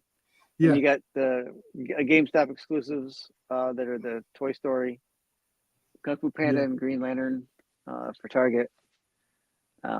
Books a Million got that Pokemon, and Box Lunch got the Jiminy Cricket. The Iron Man, him half suit, half Iron Man. That actually is pretty cool the way they did it. Mm-hmm. So yeah, with the sunglasses. Yeah. So everybody knows I'm a Stitch fan. So they're coming out with a line of Stitch in costume. Creepy. I know, in costume. So Sashir Cat from Alice in Wonderland, they're making so he's disguised as the cat, and they have a whole bunch of other ones coming out too. It's a crazy concept, but it actually works. And if you buy this, you know you're going on some type of watch list. If you buy this, you know that. Yeah, it's like, I'm gonna buy it. And I got a watch list. Come on, man! I like Stitch. Oh, boy. All right. it's like drag queen Stitch, man. Slay Queen, slay. Yeah. So they dropped this Deadpool and Wolverine from the movie. These are the first pops from the Deadpool movie, and they're up for pre-order now. That's not bad. Those will probably be sought after. Yeah, the Wolverine, like, if I collect the Wolverine, there's a whole bunch of Wolverines, more than Boba Fett pops. I can tell you that. But thank God. And there's more Deadpool pops. Yeah. Than Deadpool's coming out with a whole line, a whole new line of Deadpool stuff coming out again. Yeah.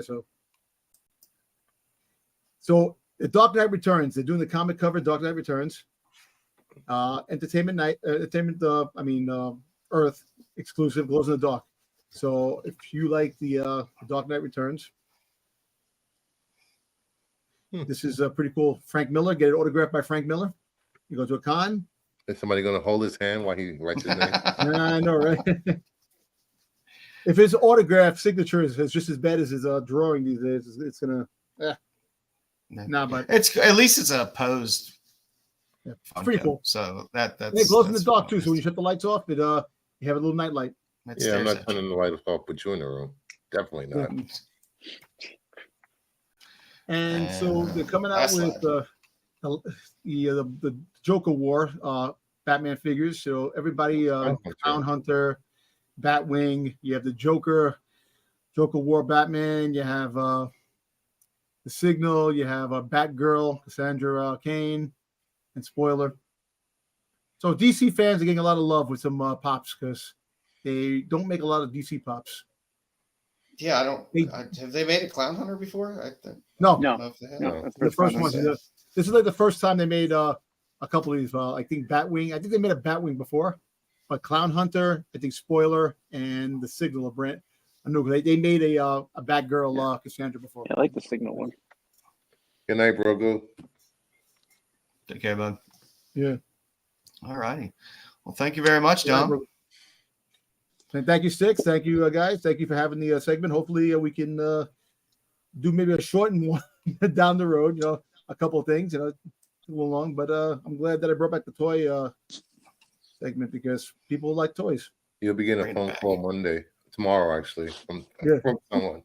Oh, he's gonna. That wasn't my show. He has to sober up first, then someone will tell him it was on. Get it like 3 days later. All right. So tonight for the spotlight, I wanted to go through 3 artists that you might be familiar with, might not be familiar with, but they've been putting out some really good stuff lately. I gave you kind of a variety. Got one artist who does not have much stuff out there, who's a newer artist.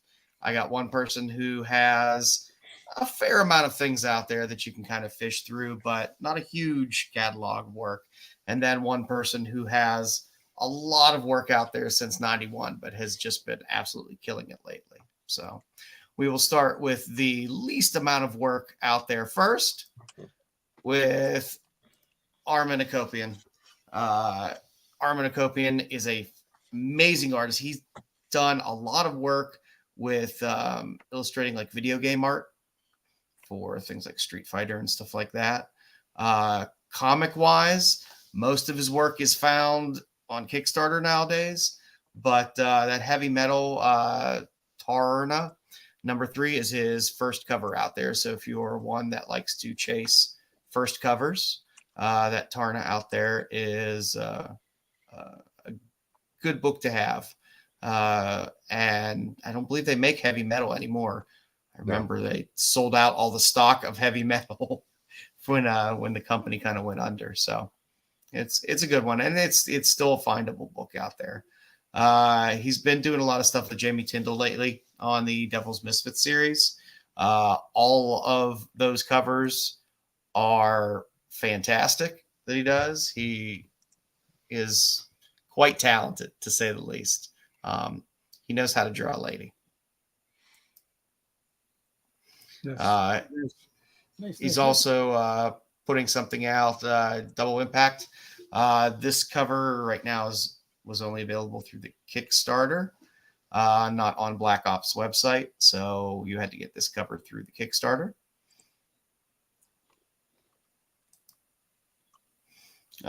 This is a cover that is coming soon through Cheeky Comics on Kickstarter. And I just had to throw up some Leia art that he did. Well, that's a nice Leia piece. It's just good Leia. It's beautiful. Like I said, he doesn't have a lot of stuff out there, but he is starting to get a good bit of Kickstarter work.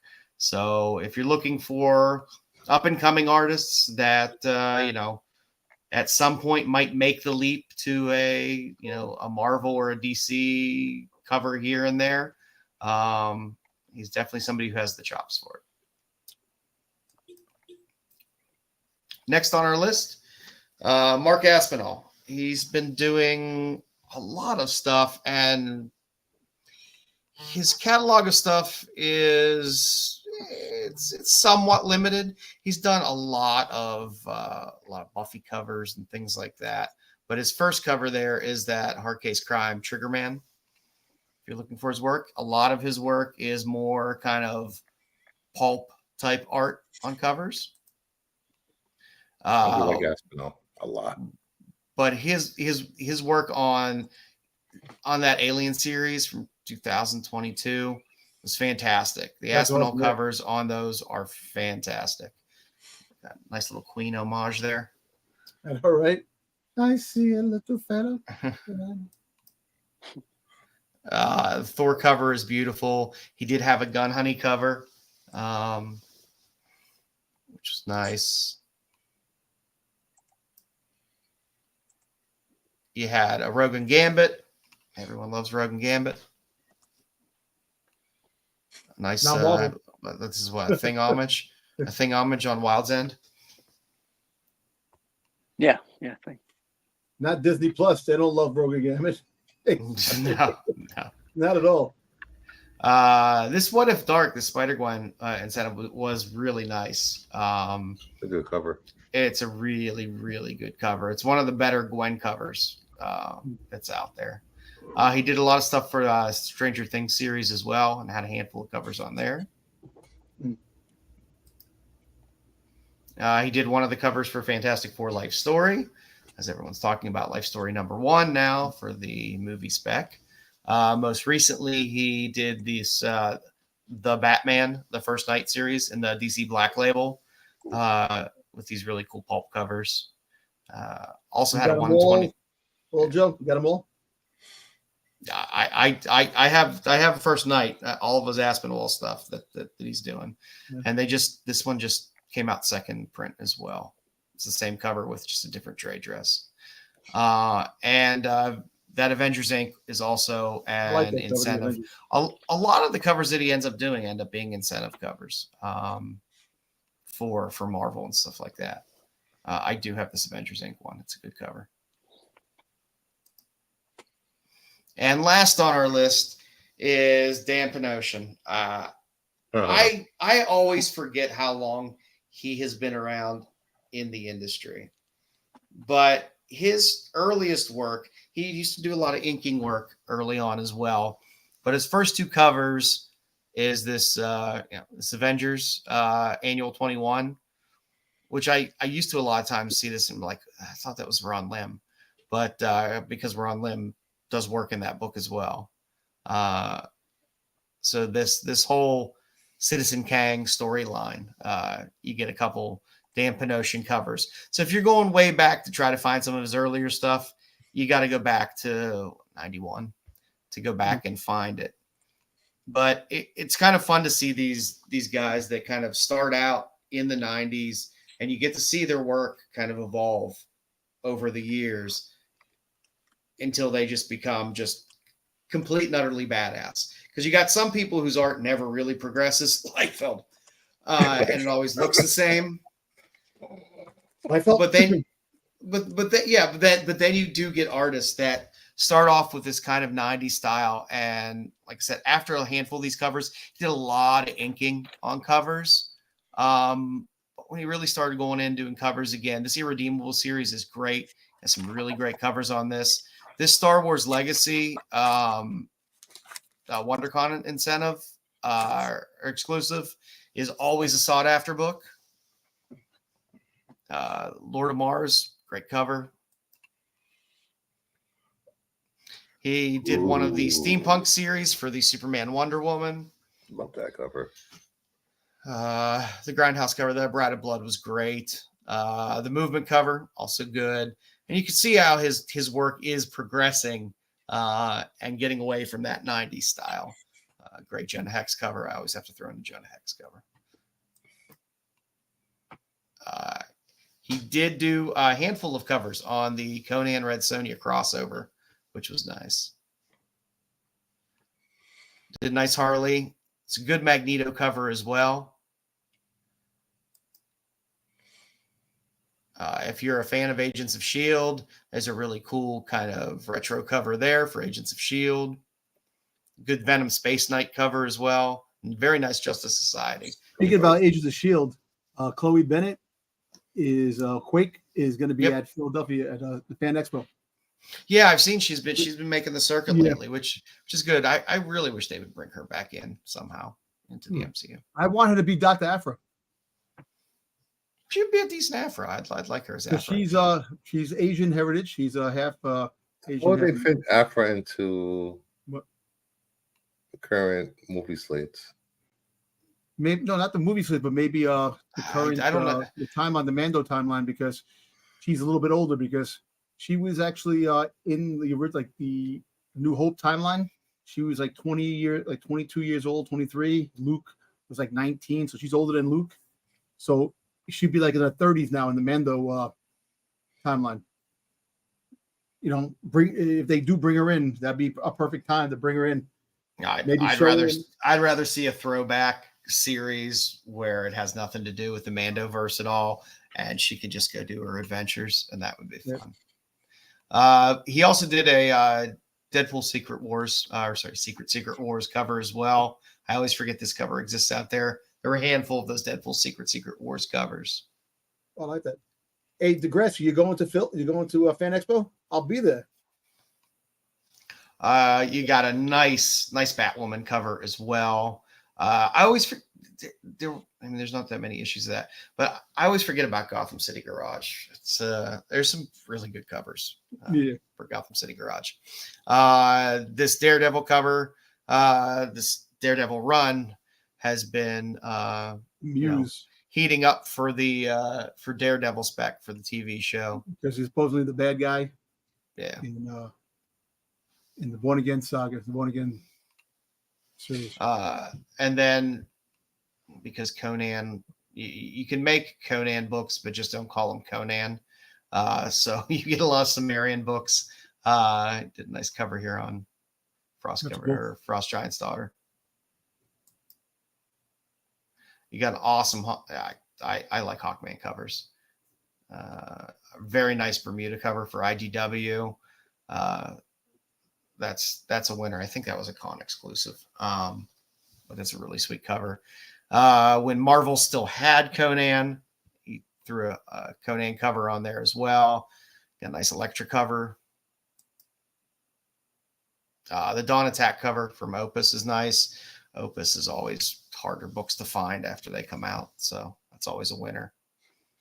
He did a lot with the Alice Never After series. If you were a Noctera fan, it was a good series. I enjoyed it. I did a cover for Noctera as well, and for the Magic Order, if you're a Mark Mylar fan. That's pretty cool. I did a nice ratio on Catwoman. I like that meow, meow, meow. That's cool. Yeah. That's cute. I have that one. It's and she purrs. Purr. Yeah, it's a cool cover. One of my favorite covers is this World's Finest Teen Titans cover. Is one of the better Teen Titans covers. Yes, that actually reminds me of something out of the 70s. Yeah. If you think about it. Like the Kids from Caper. Remember the TV show Kids of Caper back in the 1970s? Oh, yeah. Or late 70s. The Kids from Caper, they like sing. They have like, it's like a video, it's a TV show and they have like singing in it, this and that. Kind of like the Partridge Family type of thing. Look it up, the Kids from Caper. More recently, he did the Fire and Ice Tiger cover. There's also a sketch version of this, a black and white sketch version, and a Virgin 1 in 10 of this. You have that cover, Jeff? Yes, I have the trade dress and the Virgin. I don't have the sketch, but I have the 1 in 10. And I like the skulls. Girls with bikinis and skulls. He's been you're gonna see more skulls soon. He's hitting up the skulls pretty good. Then you got the Savage Red Sonja. He has a cover on all of them, but this was just it was a stunning cover. I know. No one's that old. I know I'm that old. You are that old.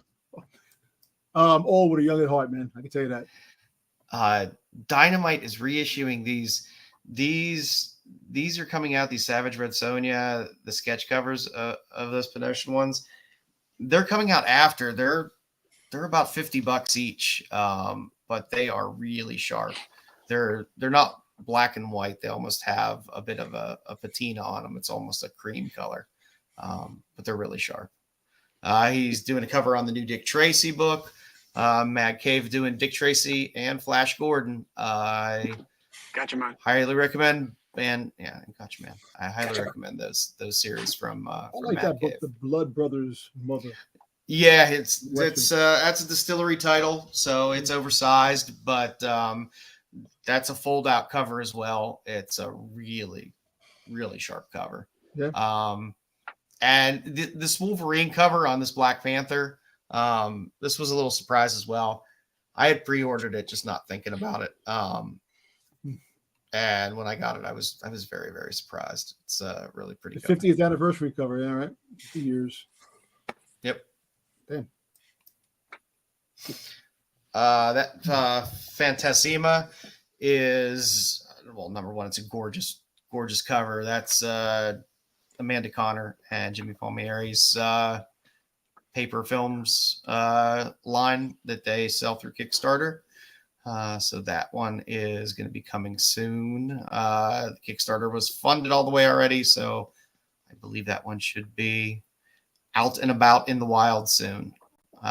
He's also going to have a nice Vampirella cover that's coming out. I think I hadn't seen him do really that much Vampirella before, but it's a pretty nice cover too. That's sharp. I mean, I think he might have done a couple earlier on Vampirella covers, but he gave her very pointy nips. Yeah, for how good his work is now, it's one I'll be picking up. Phone in 1980. And then this series, Greaser, it's just a really fun cover as well. Gemini Blues. Yeah. So, and the last two, he is going to have a Jackpot and Black Cat cover. I can't help but buy those. The series isn't really worth reading, but they just keep giving me some decent covers here and there. But and I had to throw the Power Girl in there. That's still one of my favorite covers this year. Yeah. For a Pinotion cover. So, and that's what we got this week. Just 3 artists to keep an eye out for. Yay. Dan Pinotion's been killing it with everything that he's been putting out. So, Decent boob window. Yes. keep an eye out. That's a fantastic boob window. Uh, All right, Big Jedi. So this week, we always like to end the show on kind of a fun segment. We got a couple of segments to pull from, a pool of segments. We don't like to do the same thing every week. So this week, I decided that we would just snoop through other people's mail. So basically the concept here is you all see these shows where on TV where fans will send in their fan mail. They'll post them on IG or Facebook or whatever. Obviously, they don't all make it. So what I do is I go through and I read their mail. And I pick some and we'll post them here and we'll answer the questions since the TV shows thought they were too good to answer these questions. So we'll do it for them. The first question comes from Missy Beal, and we'll just each one of the panelists answer this question. If you were an Olympic athlete, what sport would you be competing in? We'll just start with Styx. Olympic sport. Not ballroom dancing. Everything's in the Olympics nowadays, but yeah, what would you be competing in? I don't even know what's in the Olympics nowadays because they keep adding such weird stuff. Yeah. I don't know.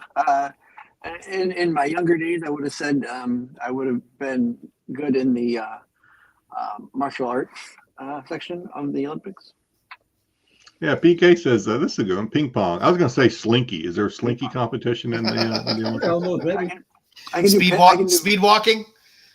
I can do Olympic pinball. Pinball Turd is tossing.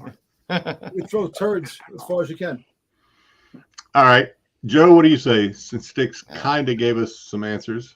I'm going to say biathlon because it's one of the weirdest, dumbest events that I've ever seen. Where you cross-country ski and then you go fire a rifle. Then you go cross-country ski and then you go fire a rifle. So I'm going to go with biathlon. How about you, Dom? Powerlifting. of course. Of course. Dom goes for the most macho sport out there. Hey, Pickleball. I agree. I think Nebraska's got you nailed. I think you're pickleball all day, Dom. How about you, Bruce? pickleball. Curling, of course. Curling? Someone else said curling.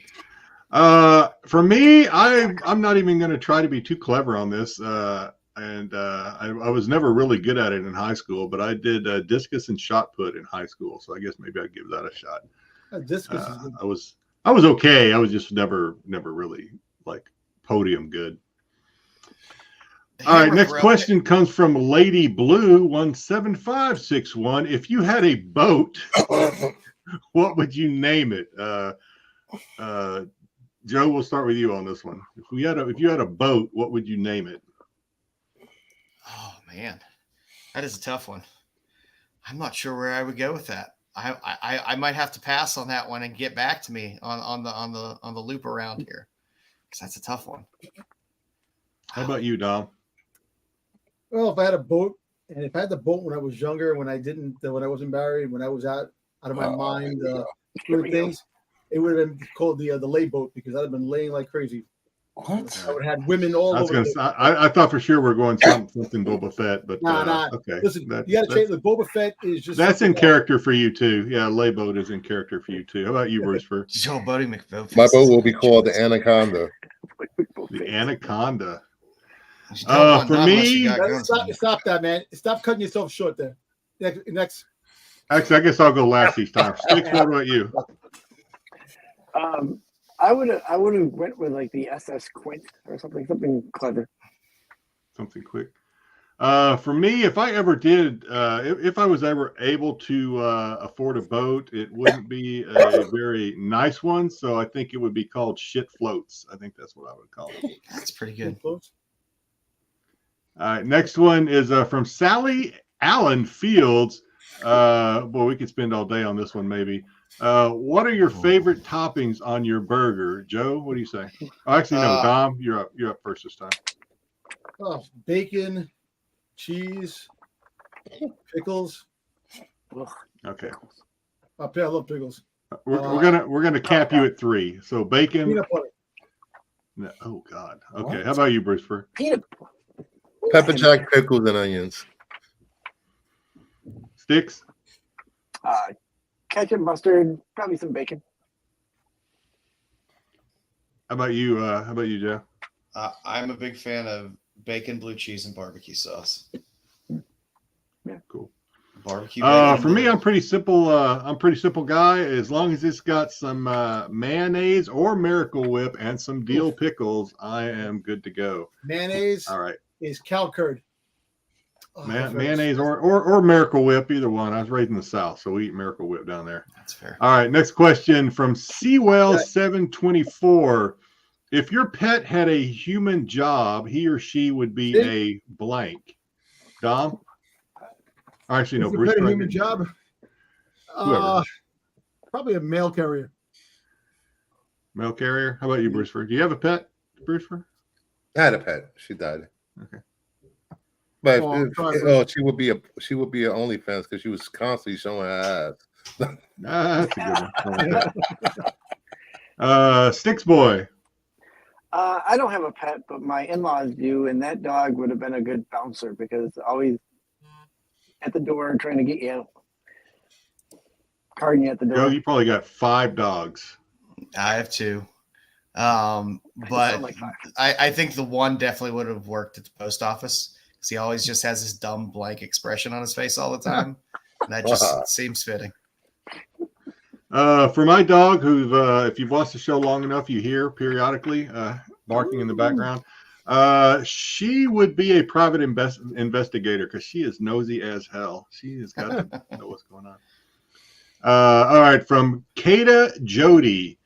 Bruce Fur, what was your favorite subject in high school? Calculus. Nice. Bruce Fur's a brain. Sticks, how about you? I always enjoyed gym. Jim. Okay. How about you, Joe?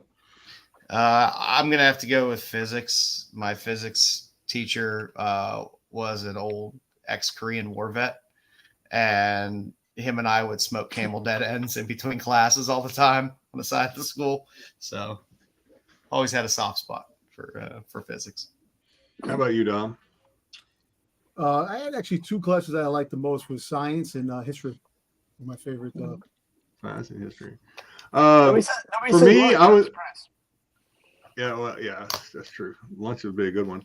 I was actually going to say physics. My physics teacher in my yearbook, they had like those "Where will you be in 5 years from now" things, senior books. My physics teacher wrote in mine that I would be in the Navy, and I told him he was full of shit. But he was apparently smart. Other than physics, I would say civics. I think they need to teach civics again. I don't know why they stopped teaching that. My kid has a civics class. Do they? My kids never took a civics class. That's the equivalent of home ec, correct? Home economics. No. Civics? Civics is government. Teaches you about government. Oh, okay. Yeah, no. So civics is important. They still do home ec, by the way, which is also. I don't know. The schools really teach it anymore. Like I don't know. A lot of they're cutting things in schools now. My kid had home ec last year, and he has civics this year, so they're still doing it. Yeah, that's good. That's good to hear that. I thought they had cut civics out, which I thought was a shame. All right, well, I think this might be the last question, and we're back to Sticks. Duba Brat writes, ask if you were a cannibal, who would you eat? I guess sky's the limit, Sticks. If you could eat anybody you want as a cannibal, who would it be? Yeah, man. Well, I guess my first choice, I guess, would be to go for the Electra herself, Miss Jennifer Garner. It's a lot of She forehead. looks- Jennifer Gardner. Okay. All right. Scrumptious. Okay. All right. That's good. How about you, Joe? Anna de Armas. Oh, okay, good choice. Yeah, Anna Darmus. Who's that? Is that Anna de who's that? Armas. She's been in Blade Runner 2049 okay. and Knives Out. Knives Okay. Out. That would have been my My choice. only question for Joe is: Would you I start? love that girl. Would you start with the feet, or would you save the feet for last? That's my question. Let's start with one leg, work the way up, and then all the way back down. And then back So, down. All right. Yeah. All right. Yes, Man, out, in Joe and always out. has a plan. Yeah, Dom, how about you? gotta be prepared. Don't say Lizzo. You know what? Don't start him up, Styx. He's been nice. Leave him alone. I don't. Yeah, I just don't say it. You know what? Skip me for a second because there's so many. You can only pick one. All right, we'll skip I you. know, Bruce for I who? gotta think. And Dom can close his eyes and pick one of the reels that he likes. I'd be okay. I don't know. Beyonce. Gotta have some good old Texan. Really? The Illuminati shit? Beyonce. What are you talking about, Don? Illuminati. Go on with your conspiracies. With her and Jay-Z? Come on, man. Jay-Z's hit that first. You would go with that after Jay-Z hit that? He's gonna eat her, Dom. He's not gonna like. Christ, Dom. It's getting a little Later. old and You tough. don't have a chance with anybody you mention anyway, so it doesn't matter. Dom, are you ready yet? Or if not, I guess I could. Not yet. This is one question that I never, and obviously I picked these questions, and this is the one question that I don't really have an answer for either. Who would I eat if I were a cannibal? Well, I don't know. I guess it would be. I wouldn't be able to travel too far. I guess I'd start with my neighbors and just kind of work my way out. I guess work my way out of the That's fair. circle out. I guess. Dom, you got anybody? You know what? Nah, man, I don't. I really don't. Dom is a vegetarian. He's going to die. Dom will be a vegetarian in the apocalypse. All right, Fuck fair you, enough. dude, I love burgers, man. What do you want me to do? So I got to make take a chicken, make a burger patty. You know what I'm saying? What? Here you go. Ah, Shut up, Degrassi. All right. Maybe we'll come back to this one. I got to gather up some more questions, but that is it for the show this week. I think, Joe. Right? Yeah, that is all we got. If you haven't yet, please like the show. If you haven't subbed up, sub up at Rennavision. Also, Kingdom of Nerds, Bruce's channel. Styx has a channel out there, StyxBoy73. I have a channel out there, Joe's Dueling Comics. All I have on my channel is when I do the spotlights, I sometimes encapsulate the longer ones in little 2 to 3 minute presentations. So if you want to go back and look at any of the old spotlights, just to see the covers, you can go through and see that. But other than that, I guess tomorrow, I think SNS is having a show tomorrow. I don't know. I know SNS is having a show. It's probably going to be a hodgepodge of YouTube personalities jumping in and out. They're a little undermanned tomorrow, I understand. So Kyle will be the ringmaster, and other people will be jumping in and out. Because I don't think Styx is going to be there. I don't think Matt's going to be able to make it. Not sure about Sam, but some of us. I'm going to jump in if I get back from the sports card show the card show in time. I think some other folks that they may jump into.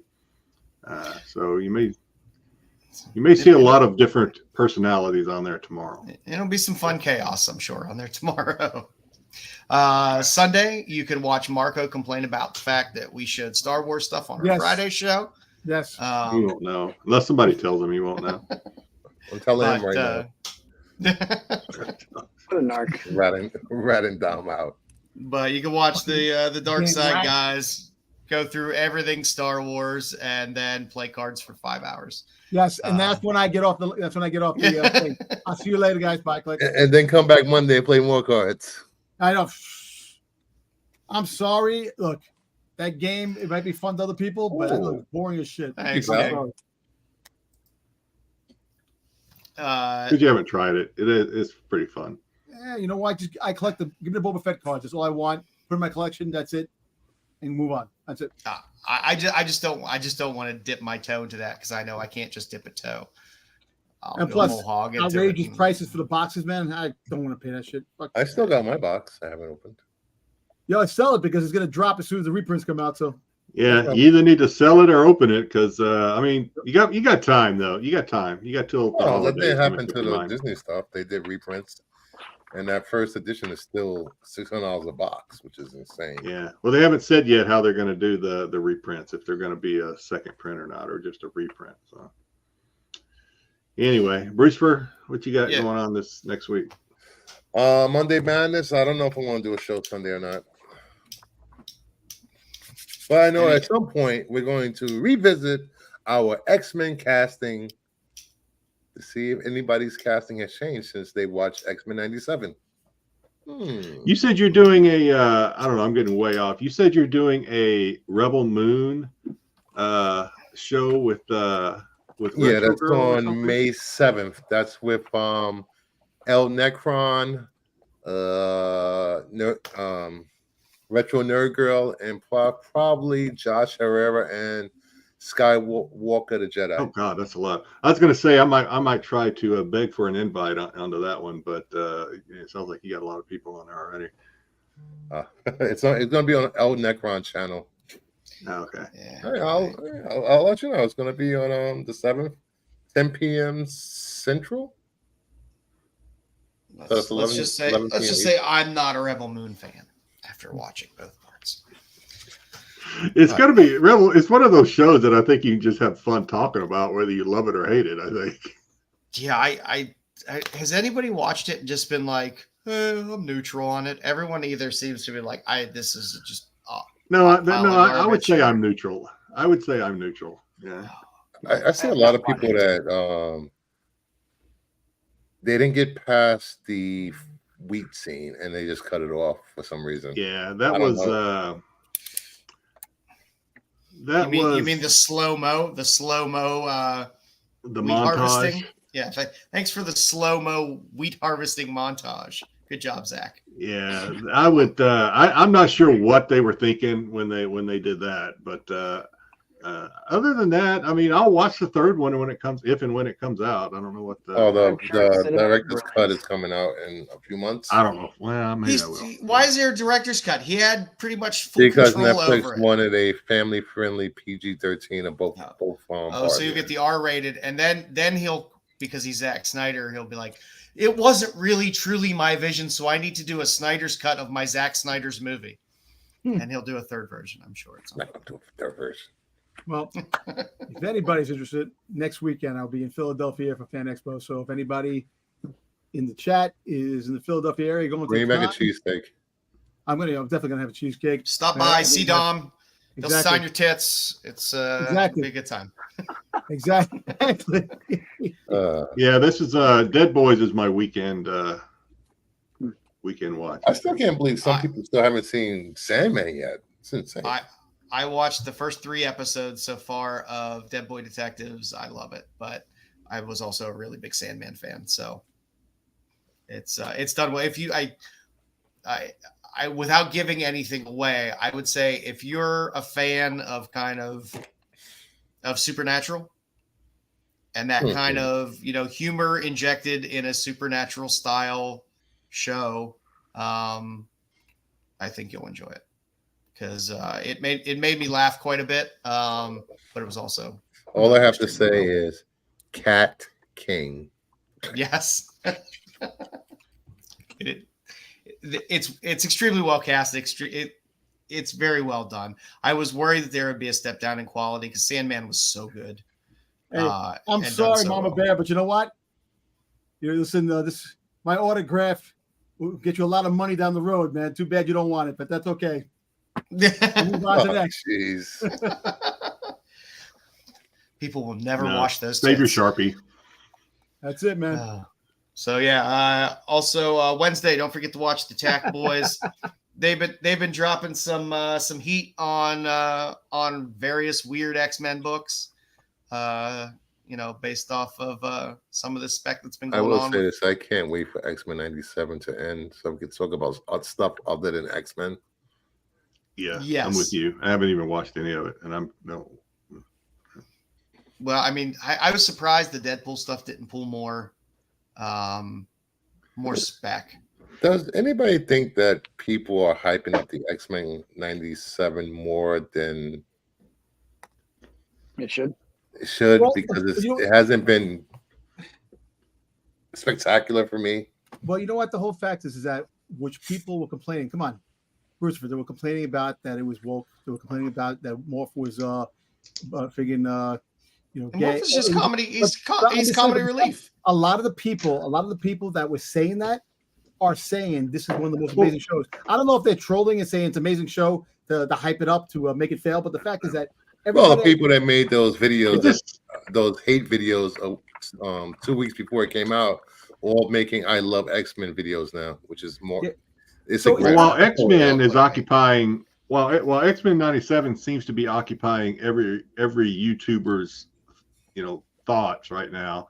Has anybody? I just started it. Has anybody watched part 2 of season 2 of Invincible yet? Yes. That's kind of flown under the radar. I haven't heard anybody even mention that. Well, the problem was they started it and then there was a huge break, and then they started it back up without too much fanfare for some reason. I don't know why they did a promo when it. I didn't even know it was back out until my son told me, and I was like, "Oh, okay, I guess we should watch it." No, I love Invincible. It's still a really well done series. It flies under the radar on Prime, and the way they released it kind of screwed things up. But there should have been no break in the middle of the season like they did, because it was a really long break. Yeah. Because I kept going back. I'm like, after I watched that first chunk, I kept going back, and then after a while, you just stop going back to look for it, and then all of a sudden, it was back out. Finished watching it. All I know is it's 2 months to House of Dragon returns. Yeah, that'll be good. Actually, for Invincible, that Adam Eve little mini is one of the better things they have up there as well. So of course you just woke up. Jeez, Max. He's on the East Coast. What's he doing waking up at 11:54? All right. Well, I hope you all had a fun time tonight. Thank you for sticking around. We will figure out what to do next week and come up with something for you. But hopefully it'll be something you like. If you have any suggestions, again, please feel free in the YouTube comments to put suggestions in there for spotlights or segments or something you want to see. We always like suggestions because it makes us think less. Yes. So thank you very much, everyone. Have a great weekend.